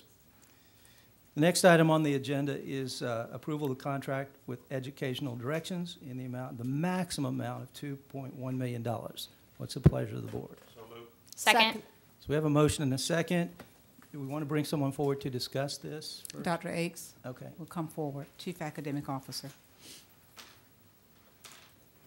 Good afternoon. Good afternoon. Good afternoon. As we discussed in the work session today, we're faced with a unique opportunity with the change in legislation that when a school receives 2 consecutive grades of a D or an F, that we needed to contract with an outside entity, an external operator, to work with us to improve our schools. The external operator was not the only choice that we had that was presented to us. There were a couple of other choices we could have made. Both the other two we really didn't think were viable options for us. The first one was we could close the school and reassign the students to other high-performing schools. We need every seat in our school district. We believe in every one of our schools. We didn't think that was a viable option. The other option was to close the school and reopen it as a district-managed charter. And again, we didn't think this was a viable option for us. We believe in public education run by the school district. We think that looking at charter schools and our schools in this particular manner was not a viable option for us. I think there was a concern that arose very early with what kind of management or oversight would this company provide for us when we looked and vetted options that we had out there, looked at proposals that were out there. We found that one of our partners that we currently work with, Educational Directions, would do this kind of work. They do it in other states and other districts. So we began the process, Mr. Bridges and I, of working through the contract. What we found as we worked through this, and we found that we were able to come to consensus on, was some very key points that the superintendent wanted to make sure that were in there. The first was that as soon as the school receives a school grade of C or higher, that the management company would turn those schools immediately back over to us. We were able to get that in the contract. So when the school grades every July that are released, we were able to step away from that contract with them as an operator for the school district, and we would have the same authority back with all the other schools that we have. The other thing that we wanted to make sure of is that we were able to have a flexible contract that would allow us to tier different services, because we already use them in some of our schools now as an AMO or as an outside coach and leadership coach with some of our schools right now. So when we looked at this contract, we wanted to be able to do those things. I know that there was a lot of concern to begin with over who would have the authority over these schools, who would be able to work with the hiring and firing of staff. Who would the staff be under? Would they still be employees of the Polk County School District? So I think one of the things, just to clear up some of those points in that area, the employees of these schools will remain employees of the Polk County School District. They will continue to be our employees. At no time would they transition to be up under another business. So they're not employees of Education Direction.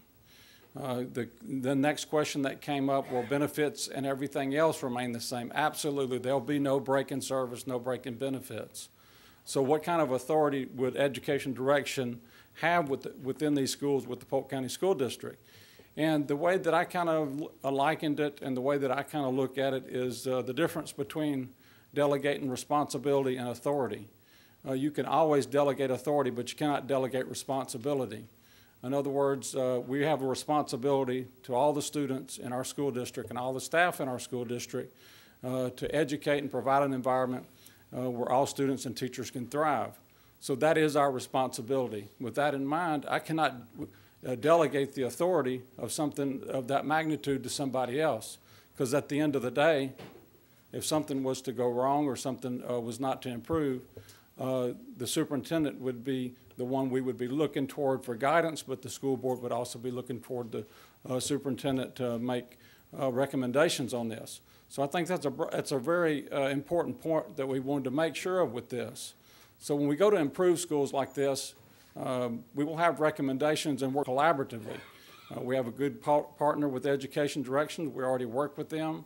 And I think that as we move forward, we would be looking and really evaluating all the systems within the schools. You know, I think that the superintendent and the school board have shown that they will not hesitate to make moves to move our schools forward. The superintendent is very clear about that students come first, and we need to make sure that we provide that environment. I think that our teachers, our students, and our school leaders are doing the absolute best that they can right now. I think that we have some situations where we're trying to improve some schools where unfortunately the state statute has required us to remove some teachers and take to reassign them. We're still trying to overcome that fact. And I continue to stress that every time I have the ear of somebody from Tallahassee. But even with that in mind, we're continuing to move these schools forward, and we will. I think based on our track record alone, we reduced the number of Ds and Fs by half last year, from 32 to about 18 this year. We'll cut that number in half. So when we're looking at the target group of schools, it's 6 schools, and they're outlined in the contract very specifically. Have the utmost faith in our assistant superintendents and our principals and our teachers that will cut that list in half before we ever go into that. I'm very confident of that. So we will look to have an operator, the education direction to be our external operator, our education direction to be a partner with us as we move forward. That partnership would include leadership coaching, academic coaching. You'll see a lot more boots on the ground whenever we're talking about trying to improve schools. And I think that that's the beauty of this situation. As soon as they're able to make it over that hump of getting a C or higher, we'll be able to tailor that service back down. I think that that's what Ms. Bird and the school board wanted. We'll start work as soon as May in working with some of our schools, trying to work with education directions and look at what may be needed. In that contract, the ceiling for that amount was $300,000. But again, we can't begin any work until the superintendent and education direction agree on the work and she signs off on it. Then we'll begin that in May. When we look at the school grades in July, again, knowing what the schools are, the superintendent and education directions would sign off on the work that would begin in July. The ceiling for that work is $2.1 million per year. So I think that based on the contract we have, the superintendent can then target the type of support that's needed, and then we can tailor it back whenever those schools improve. And also another point that's in there, and I heard somebody express this tonight, if we were to come into a financial stress, the contract has the language in there where we can actually revisit this and get out of that contract. I think that's a really important point, considering the times that we're in with funding and everything else, but I don't see that being a problem. So, Ms. Bird, is there any other questions on that you may have, or school board? No, thank you, Dr. Akes. So we'll move to board discussion. They may have some questions, so please stay at the podium. Mrs. Sellers? I just wanted to express that I'm supporting this. When you read the plan that our superintendent, Dr. Akes, and the staff came up with, it's going to be authentic help for the schools. I know we were all very concerned when we got the mandate. There was very little direction at the very beginning, but I can't imagine a district that came up with a better detailed plan that actually, I believe, is going to help our schools. So thank you. You make me proud to be part of this team, and I will support it. Thanks. And Ms. Cunningham. Thank you, Mrs. Sellers. Mrs. Cunningham? Sorry about that, but my light's not working tonight, so. Just thought it was poignant to mention, because we discussed it today, regarding the 2.1 million. There are 6 schools that we have identified that this would be used toward. However, as we discussed, and correct me if I'm wrong, if these schools come out of that based on the grades that will be coming out after July 1, then it would be spent up to 2.1. But let's say if half of those schools, let's say 3 of them do achieve a C, then we would not be incurring those costs. We would only be charged for the schools in which they would be entering. Is that correct? That is correct. That was the unique part about working with Education Directions. They would let us tailor the needs at the point in July that are needed. So the maximum, if all schools entered into it, would be 2.1. But considering the contract that we've been able to draw up with them, we'll be able to tailor the support for the schools that are in this situation, and also continue as an education partner with them for some of our other schools. That is a unique part that when working with Education Directions. Thank you. Thank you, Mrs. Cunningham. Mrs. Fields? I want to also commend Ms. Jackie and Dr. Akes for working with Educational Directions to get a contract that's doable for us. I have 2 of the schools in my district, Kathleen Middle and Griffin Elementary, and I spoke with both of the principals, and they're very excited about continuing to work with Educational Directions. So I just want to thank you guys for that, and we are believing that we're not going to have all of those schools that will be in need of the support after July 1. Thank you, Ms. Fields. And in both of those situations, I would say the support that they've received this year from Education Direction is of the AMO type support that we would continue to look at schools to prevent them to sliding. And again, this is a layered approach. We would continue to support from the district, but also getting that extra coaching from an outside entity. Thank you for recognizing that. Thank you, Mrs. Fields. Any further comments from the board? Mr. Townsend? Yeah, can I get a couple minutes here? First, I walked into the work session today fully intending to vote against this. I think I've changed my mind. I think you guys have changed my mind on this. I think what I think we've managed to do is create an option that didn't exist. Don't tell anybody. So everything I'm about to say applies, but this is a different solution to. It's a solution to a different problem that the state presented, and I think I was always of the opinion you guys had done the best job you could do with our deal. I think having sat down and really gone through it today, I think it's actually worth supporting. With that in mind, I do have a couple of props that I want to show to the folks.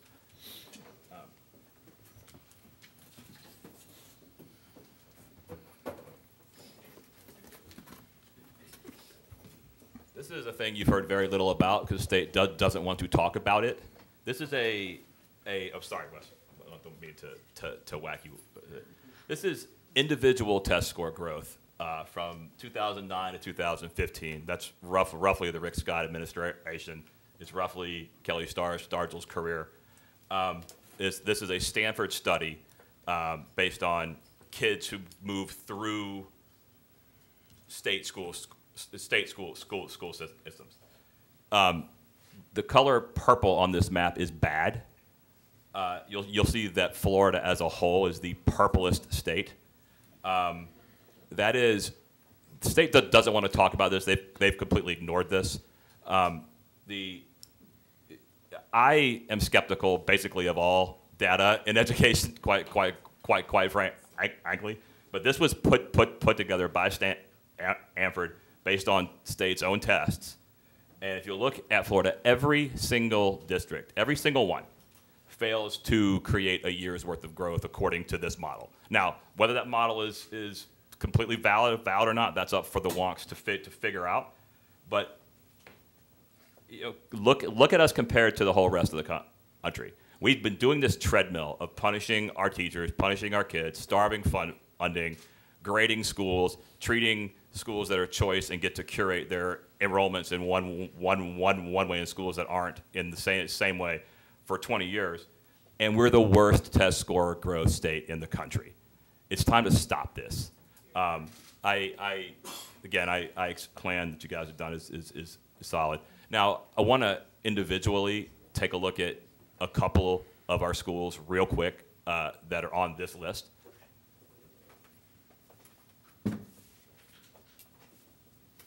Yeah. You guys all remember the VAM equation, right? We had a meeting with our legislators about 18 months ago. I guess I hadn't been on the board long, and I held up something similar to this in front of Kelly Argel. I said, this is what you've done to punish schools.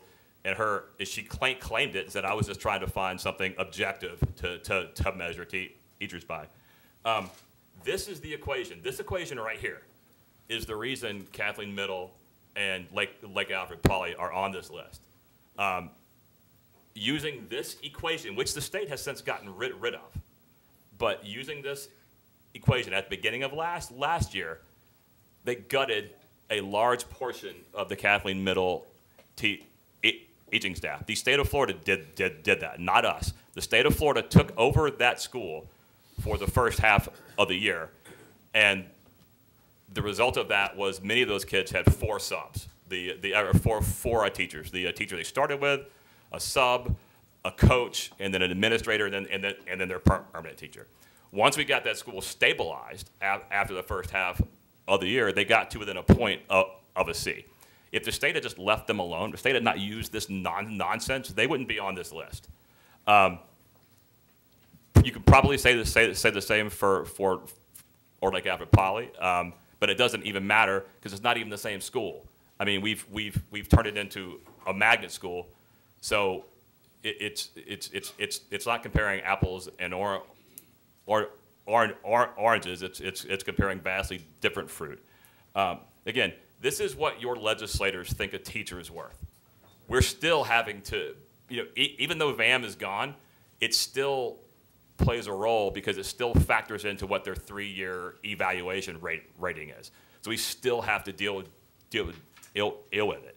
And I just think it's important for people to understand the level of active sabotage, not just lack of support, of active sabotage of a number of the schools, particularly traditional zone schools, that serve kids who don't have a lot of advocates for them. Your state is not your friend.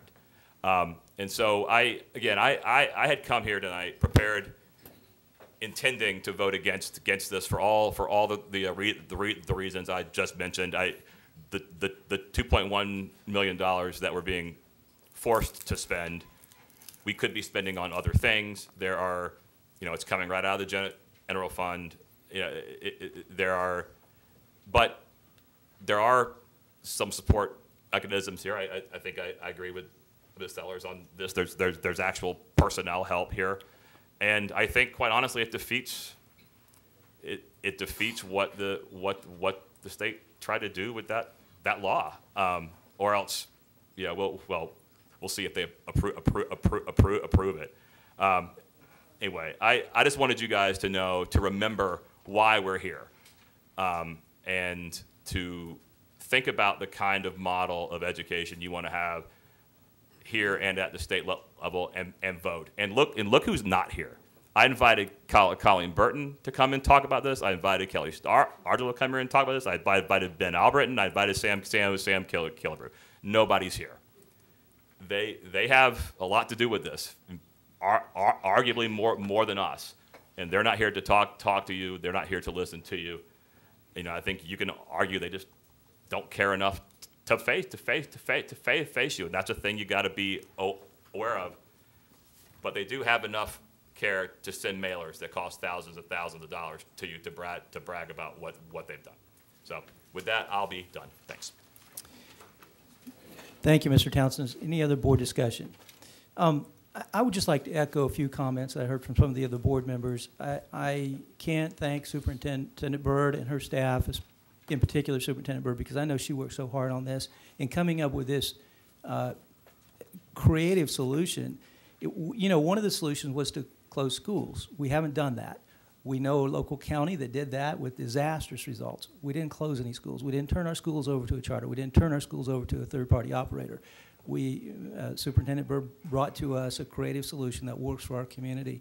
And so I just want to say thank you so much for doing that, Madam Superintendent. The motion on the floor is to approve the contract with Educational Directions in the maximum amount of $2.1 million. You've heard that it's unlikely to be that amount. It could be significantly less. All in favor, please say aye. Aye. Any opposed? Motion carries. The next item on the agenda is approval of a quitclaim deed to the City of Haines City for the lift station at Ridge Community High School. What's the pleasure of the board? Move approval. Second. We have a motion and a second. Any discussion? Again, the motion on the floor is to approve a quitclaim deed to the City of Haines City for the lift station at Ridge Community High School. All in favor, please say aye. Aye. All opposed? Motion carries. The next item is a motion to approve the sale of the former John Cox Elementary School. What's the pleasure of the board? Move for approval. Second. We have a motion and a second. Mr. Bridges, would you mind? I'd be delighted. Thank you.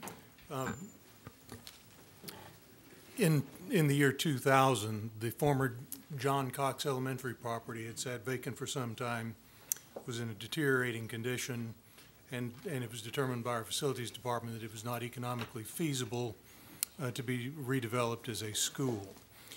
The school board was approached by representatives of the Watson Clinic Foundation and with a request to obtain that property for use as a community clinic. We entered into a three-way transaction with the Watson Clinic Foundation, subsequently Lakeland Volunteers in Medicine, the City of Lakeland, and the school board, and allowed that to happen. And one of the provisions in the interlocal agreement that allowed that was a provision that said in the event the facility ceased to be used as a community clinic during a 30-year period, that when the property was sold, that the City of Lakeland and the school board would have a right to divide the value of the underlying undeveloped property. Are you with me so far? We were recently approached by representatives of Lakeland Volunteers in Medicine, and they proposed to construct a new clinic at a different location, a bigger, faster, stronger clinic that will still deliver the same services to the same community, but in a new facility. And they have requested our consent to transfer that right that we had in the event the building ceased to be used within 30 years to the new facility. The board will not lose any financial position. It simply allows them the flexibility to move to the new facility, to the new location, and build the new clinic, continue to operate. And if the board consents, then they will proceed to do that, to sell the old John Cox property, use the proceeds to build the new clinic. Once again, there should be no financial loss to the school board in any way. The right of the school board to recover the benefit of their bargain in the event the clinic ceased to operate within 30 years would simply be transferred to the new property. Mr. Chair, does that answer the mail? It does. Thank you, Mr. Bridges. Yes, sir. Board discussion. Yes.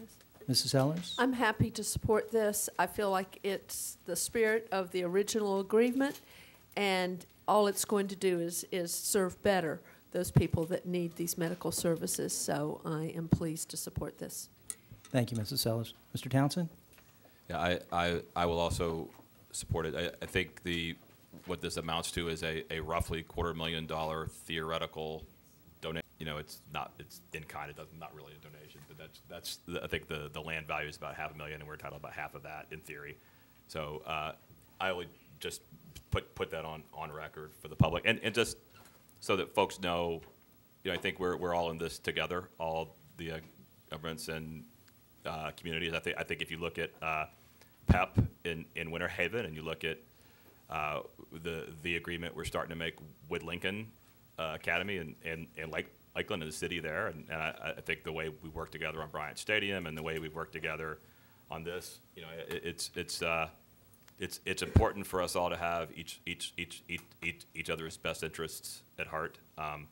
So I think this is a worthy thing to support. The school that's coming is kind of interesting, but that's for a different discussion, I think. But I'll support. Thank you, Mr. Townsend. Mrs. Fields. I just wanted to say that I am in support of this as well. Remember when John Cox was an idle building and the clinic was able to do some things that was amazing, and they've been able to allow many of our students to benefit from the clinic. And to me, it's just a win-win situation for the community. And I look forward to seeing what the next clinic will look like, and I'm hoping that we will be able to continue to find a way for a lot of the nonprofits that's currently using the building to find a place to continue their services as well. Thank you, Mrs. Fields. Mr. Harris? I go way back with this property because I was the manager of a grant program that occupied this property right before it was closed. And for the benefit of the public, this is a win-win situation because it puts the school district and the city of Lakeland, the two partners in the land, at really in a better position because of the relocation. It will be in a much more desirable physical location on Lake Wire. We can't lose.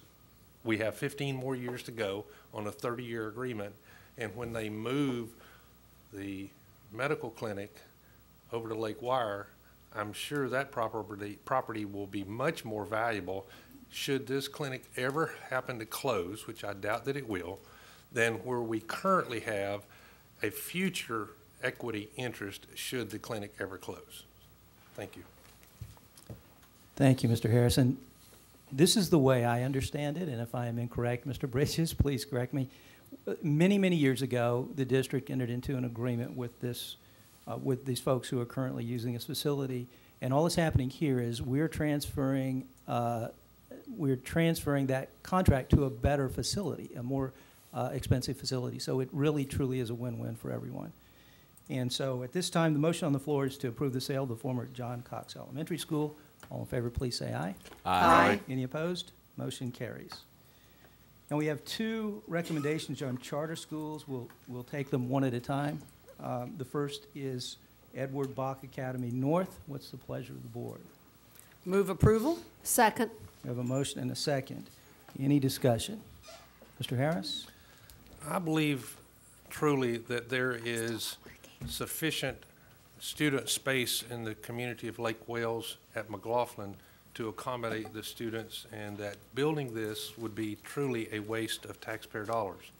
When we have vacant seats at McLaughlin, why would anyone need to go out and spend tax dollars to build or open a charter school in the neighborhood? Thank you. Thank you, Mr. Harris. Mr. Townsend? Couple things. First thing that, like I always say when I'm dealing with Lake Wales, Robin Gibson is my cousin. He was at my daughter's wedding, so I just want to always make that clear. He's the attorney for Lake Wales Charter. I'm going to support this as, I guess what I'm going to say, an act of good faith. I remain very concerned that the Tier 1, Tier 2 concept is in the contract. I think that is a reflection of the really strange charter law. This is a high-performing charter that's being replicated. So it's my understanding that they have to replicate what they've put in the previous application for Bok 1. It gets confusing. We've been given assurances that there will be preference given to Lake Wales kids. I think we have to give them a chance to prove that. I think very fitfully and imperfectly, we are lurching toward accommodation out in Lake Wales. I hope to continue to play a part in that if I can. I think we a lot of us are interested in building the connections between McLaughlin and Lake Wales High, so that we're not busing a lot of kids out of Lake Wales. That doesn't directly bear on this, but it does. I have also noted, and this is a thing that I will talk about in the future, the application for the second Bok, anticipates roughly 20% ESE kids, just I think slightly less than that. I will be very interested to see if that plays out in that way. That's something I'm going to be watching.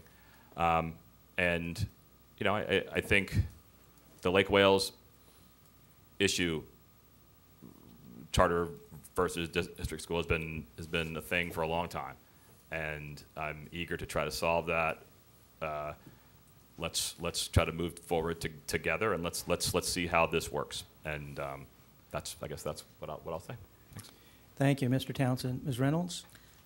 As Billy alluded, we got a letter saying that they would use a zone to make sure that Lake Wales students are getting to go first priority to this new Bok Academy, or Bok North.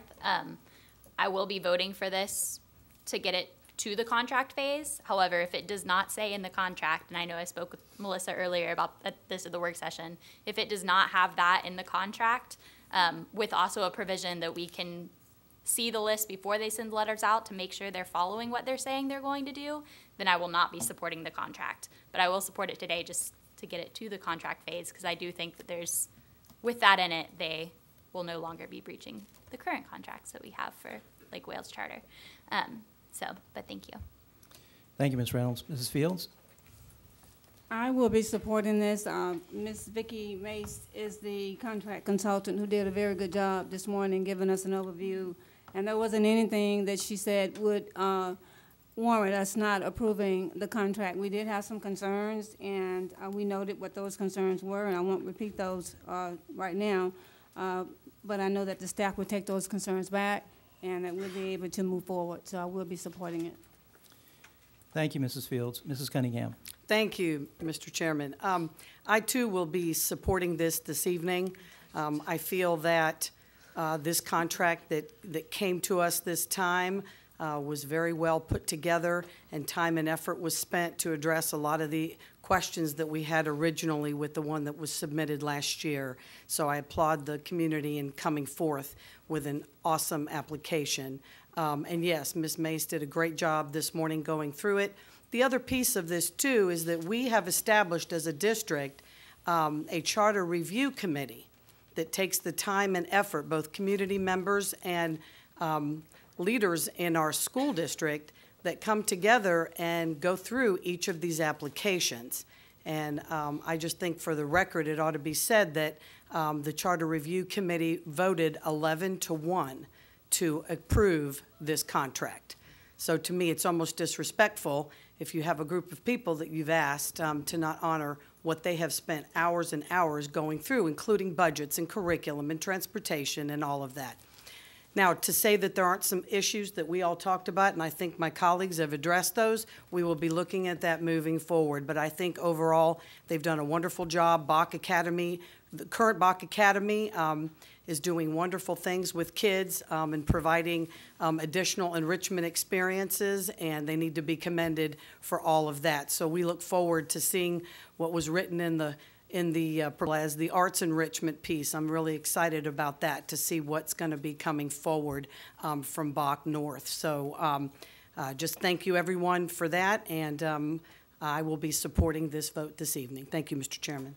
Thank you, Mrs. Cunningham. Mr. Townsend, did you have some additional comments? Yeah, I'm sorry. Just two quick things. One, and I think this is the context that everybody needs to know about this. If we all voted no, this is going to go to the state in a month and come right back here approved. So, this is a foregone conclusion. I just wanted folks to know that.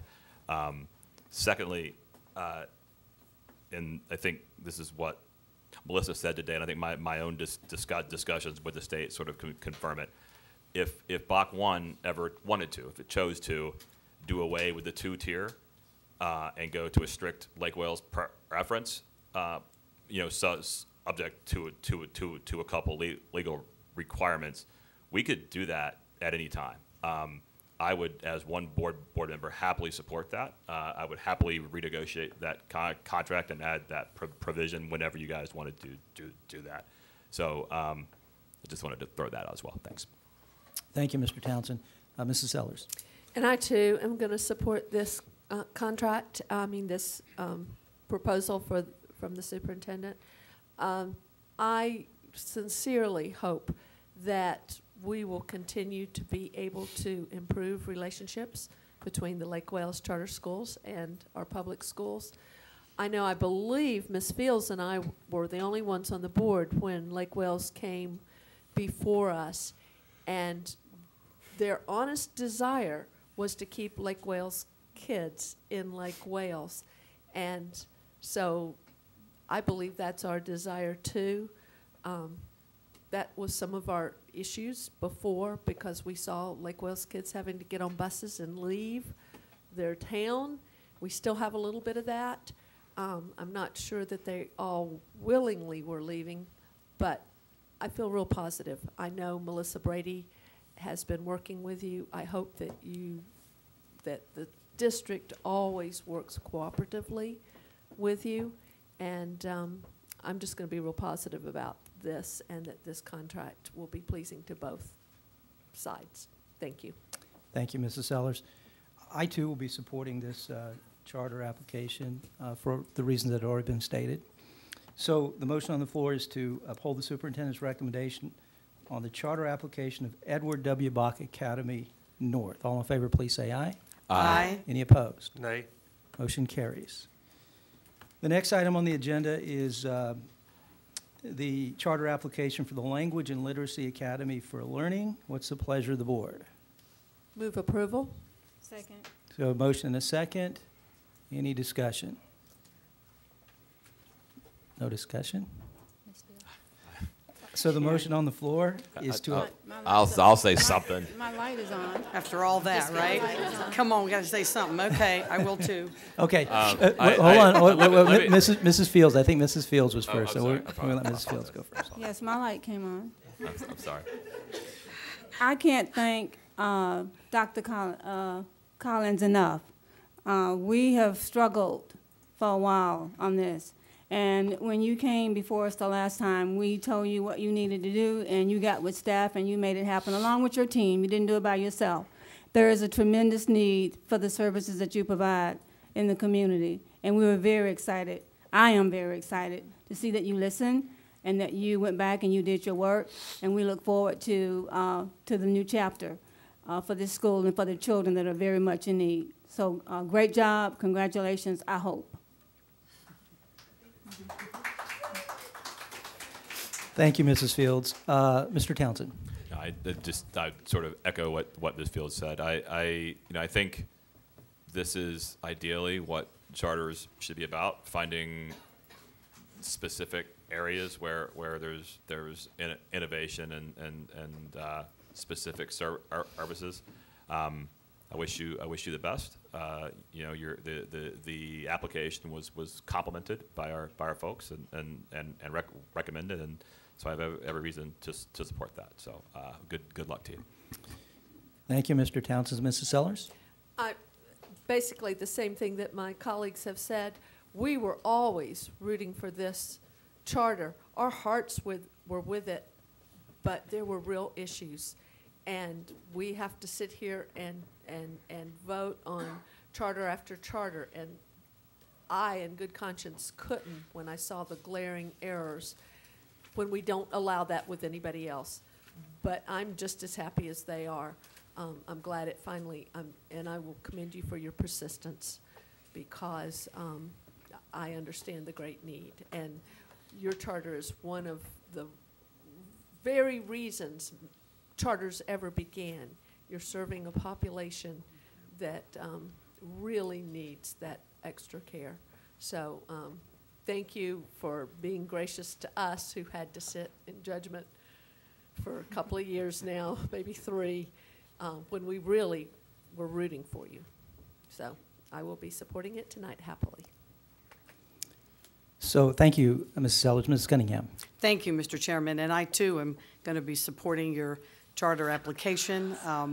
You've been through a lot. It's been a long road, but all the items that we've continuously addressed, you have taken to heart, gone back and provided an awesome application this year. And as Ms. Sellers said, these are our children. And as you so pointedly said this evening at the beginning of the meeting, they've got great things to contribute and to do, and to hear the testimonies of parents like yourself. There's nothing like it. So God bless all of you, onward and upward, and good luck to you and the school and the children. Thank you, Mrs. Cunningham. So for our audience, I have lights that tell me if someone wants to speak, and some of them aren't working, some of them are working intermittently, so it's a real guessing game here this evening. And I'm not trying to exclude anyone. Do we have anyone else who'd like to make comments? They don't want Lori and I to talk. Okay. So the motion on the floor is to uphold the superintendent's recommendation to approve the charter application of a Language and Literacy Academy for Learning. All in favor, please say aye. Aye.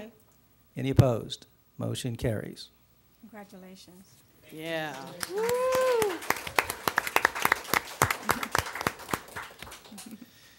Madam Superintendent, do you have a report for us? Yes, I do. Every Kid Healthy Week is an annual observance created to celebrate school health and wellness achievements. This special week shines a spotlight on the great efforts of school partners working to improve the health and wellness of students and raising awareness of the link between nutrition, physical activity, and learning. Because healthy kids are better prepared to learn.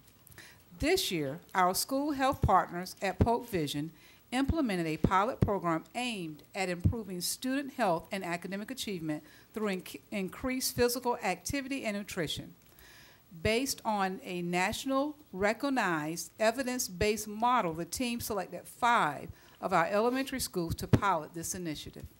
Schools were selected based on health and fitness data, readiness to participate, and a geographic distribution. Each school has conveyed a healthy school team, reviewed their school's data, selected goals, and launched their program. Let's check in on their progress. Obesity has immediate and long-term effects on the physical, social, and emotional health of our children.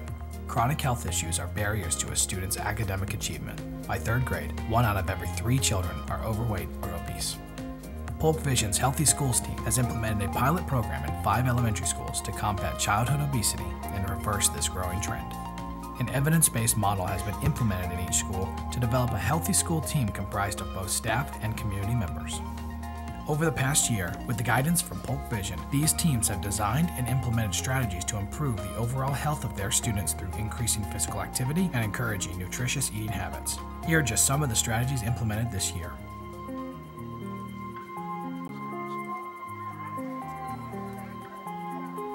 I feel that the garden has been providing new fruits and vegetables that the kids wouldn't have tried otherwise. And we're showing them ways that they can be incorporated into their daily food habits and eating so that they see that those foods that may not have seemed appealing at first can be appealing in the different ways that they can prepare them and eat them.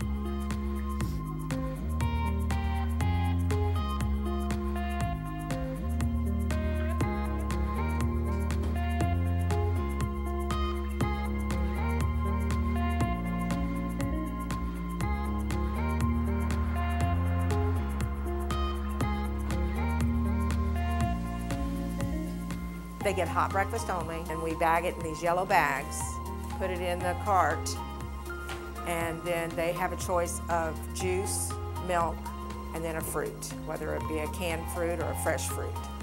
I have somebody that comes in early in the morning that gets the food cooked and then gets it bagged and ready for them when they start.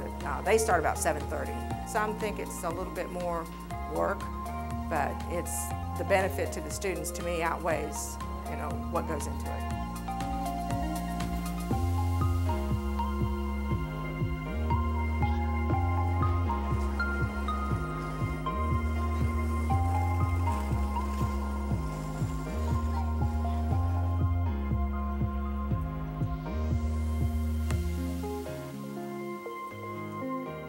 Once our students go to breakfast, they can come out here, they can run, they can walk, socialize. You know, it's supposed to be a non-threatening environment for them to come out here and just enjoy the outdoors, get them outside moving, having a chance to talk to their friends, enjoy a little music, camaraderie, and of course, you know, work on their fitness.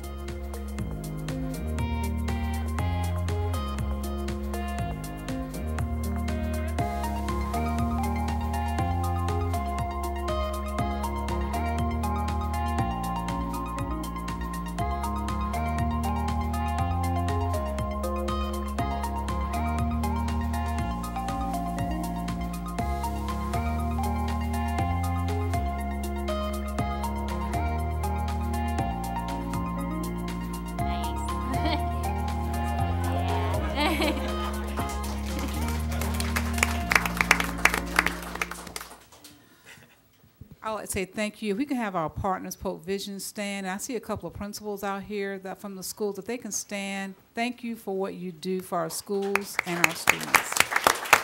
Thank you all so much.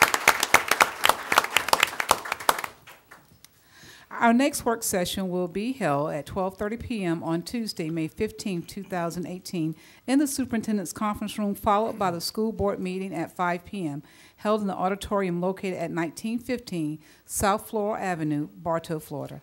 That concludes my announcements. Thank you, Madam Superintendent. Mr. Bridges?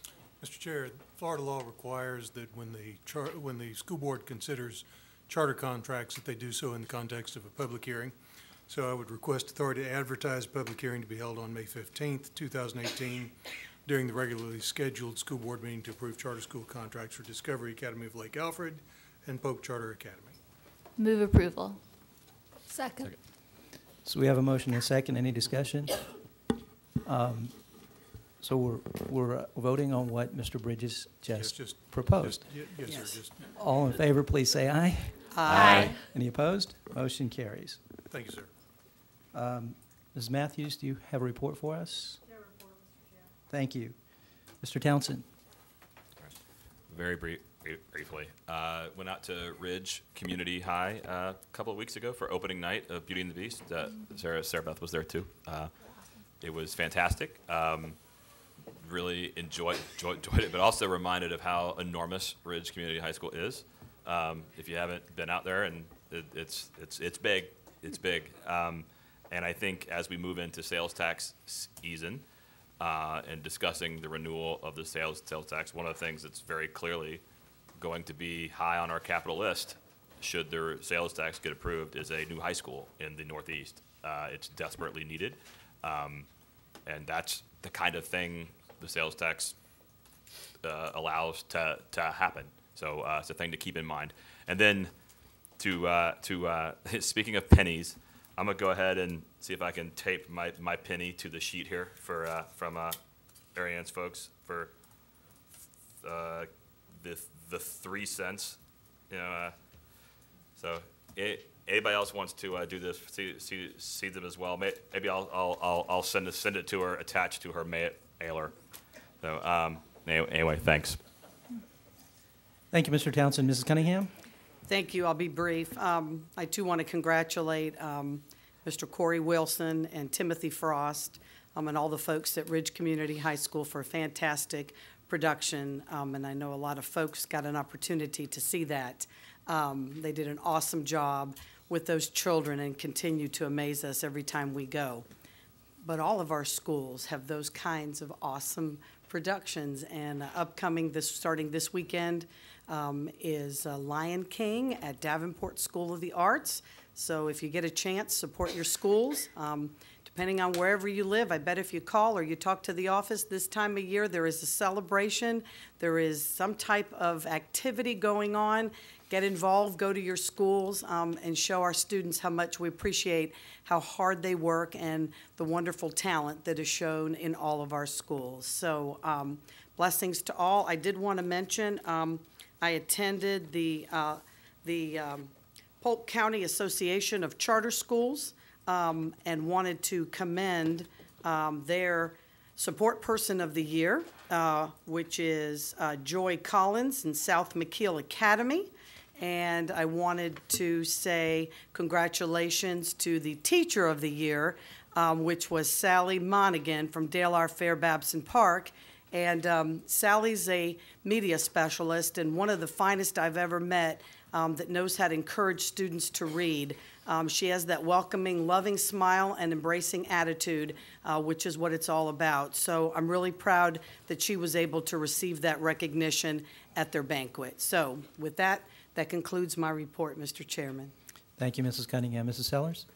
Thank you, Mr. Chair. I just want to say thank you to some people. Tonight we did the Arts in Our Schools proclamation. I want to give my thanks to Nancy Puri and Beth Cummings and the rest of the art staff. We all get an opportunity to go to the art shows at Polk Museum, and I also thank Polk Museum for being that wonderful partner with us.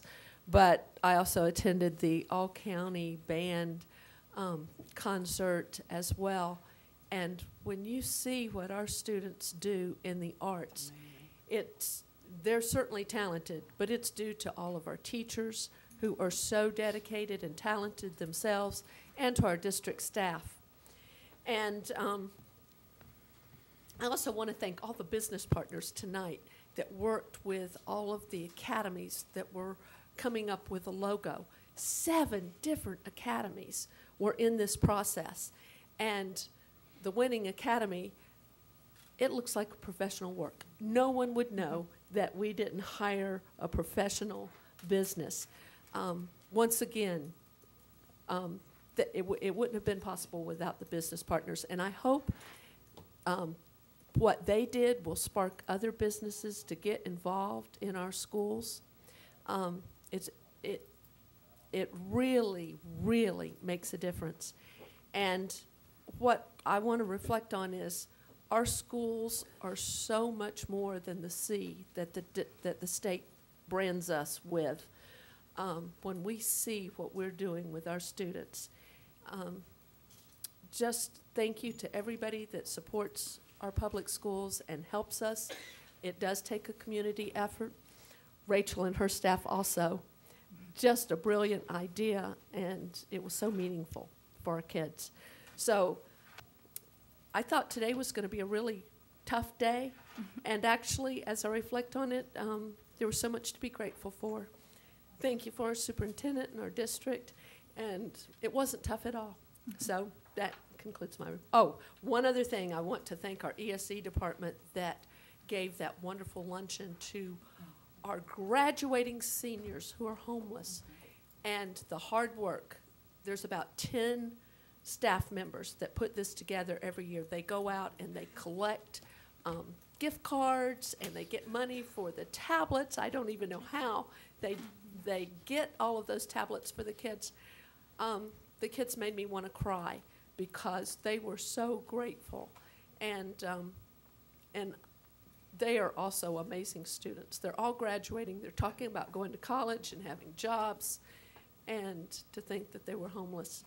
So it's been a good night, and this time of year is my favorite time of year. So that concludes my report. Thank you. Thank you, Mrs. Sellers. Ms. Reynolds?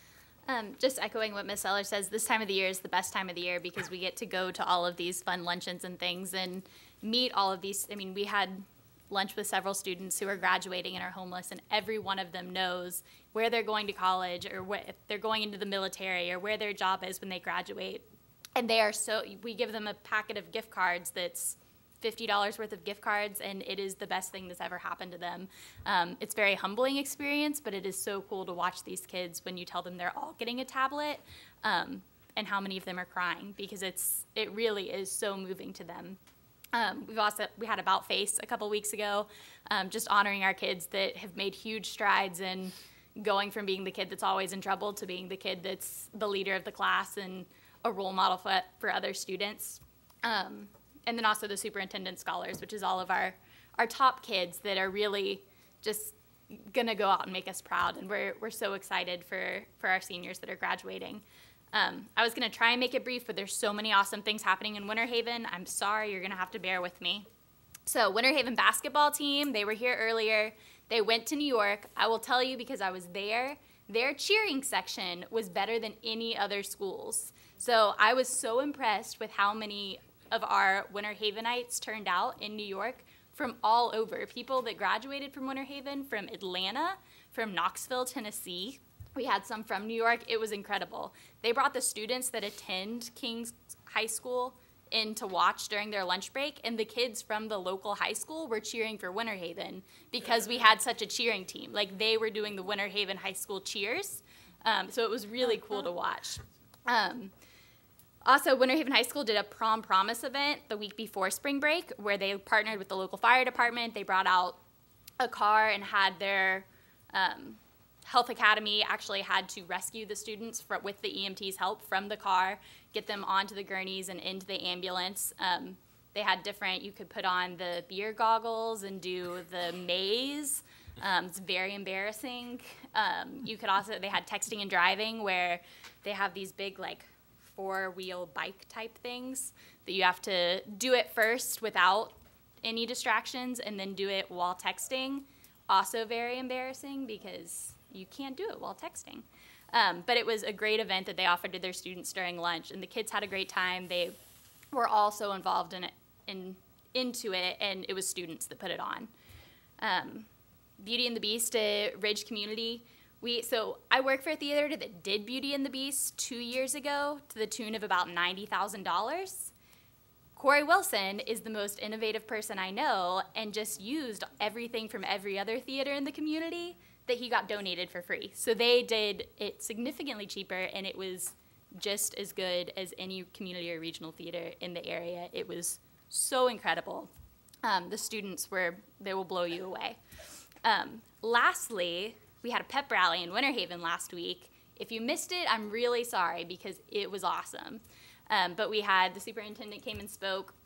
We have PEP, which is the Public Education Partnership in Winter Haven, is really trying to get the community and businesses involved. And there were probably 150 to 200 people there. I was expecting like 50 when they asked me to come, but it was awesome. And people signing up for committees on athletics, arts, all sorts of things. And it's just amazing the energy of getting involved in your students' schools. Lastly, thank you to Rachel, because there is a huge movement across Polk County for the businesses to get involved. And I think a lot of that in the past few months has been because who can say no to you? So we have a lot of businesses here, which the common thread seems to be, well, Rachel asked me to do it, and I don't know how to tell Rachel no. So thank you for being persistent and truly getting our kids and our businesses and all of our partners involved, because we have a great new logo to show for it, but we also have a lot of awesome things happening that you've attributed to. So thank you. That's all.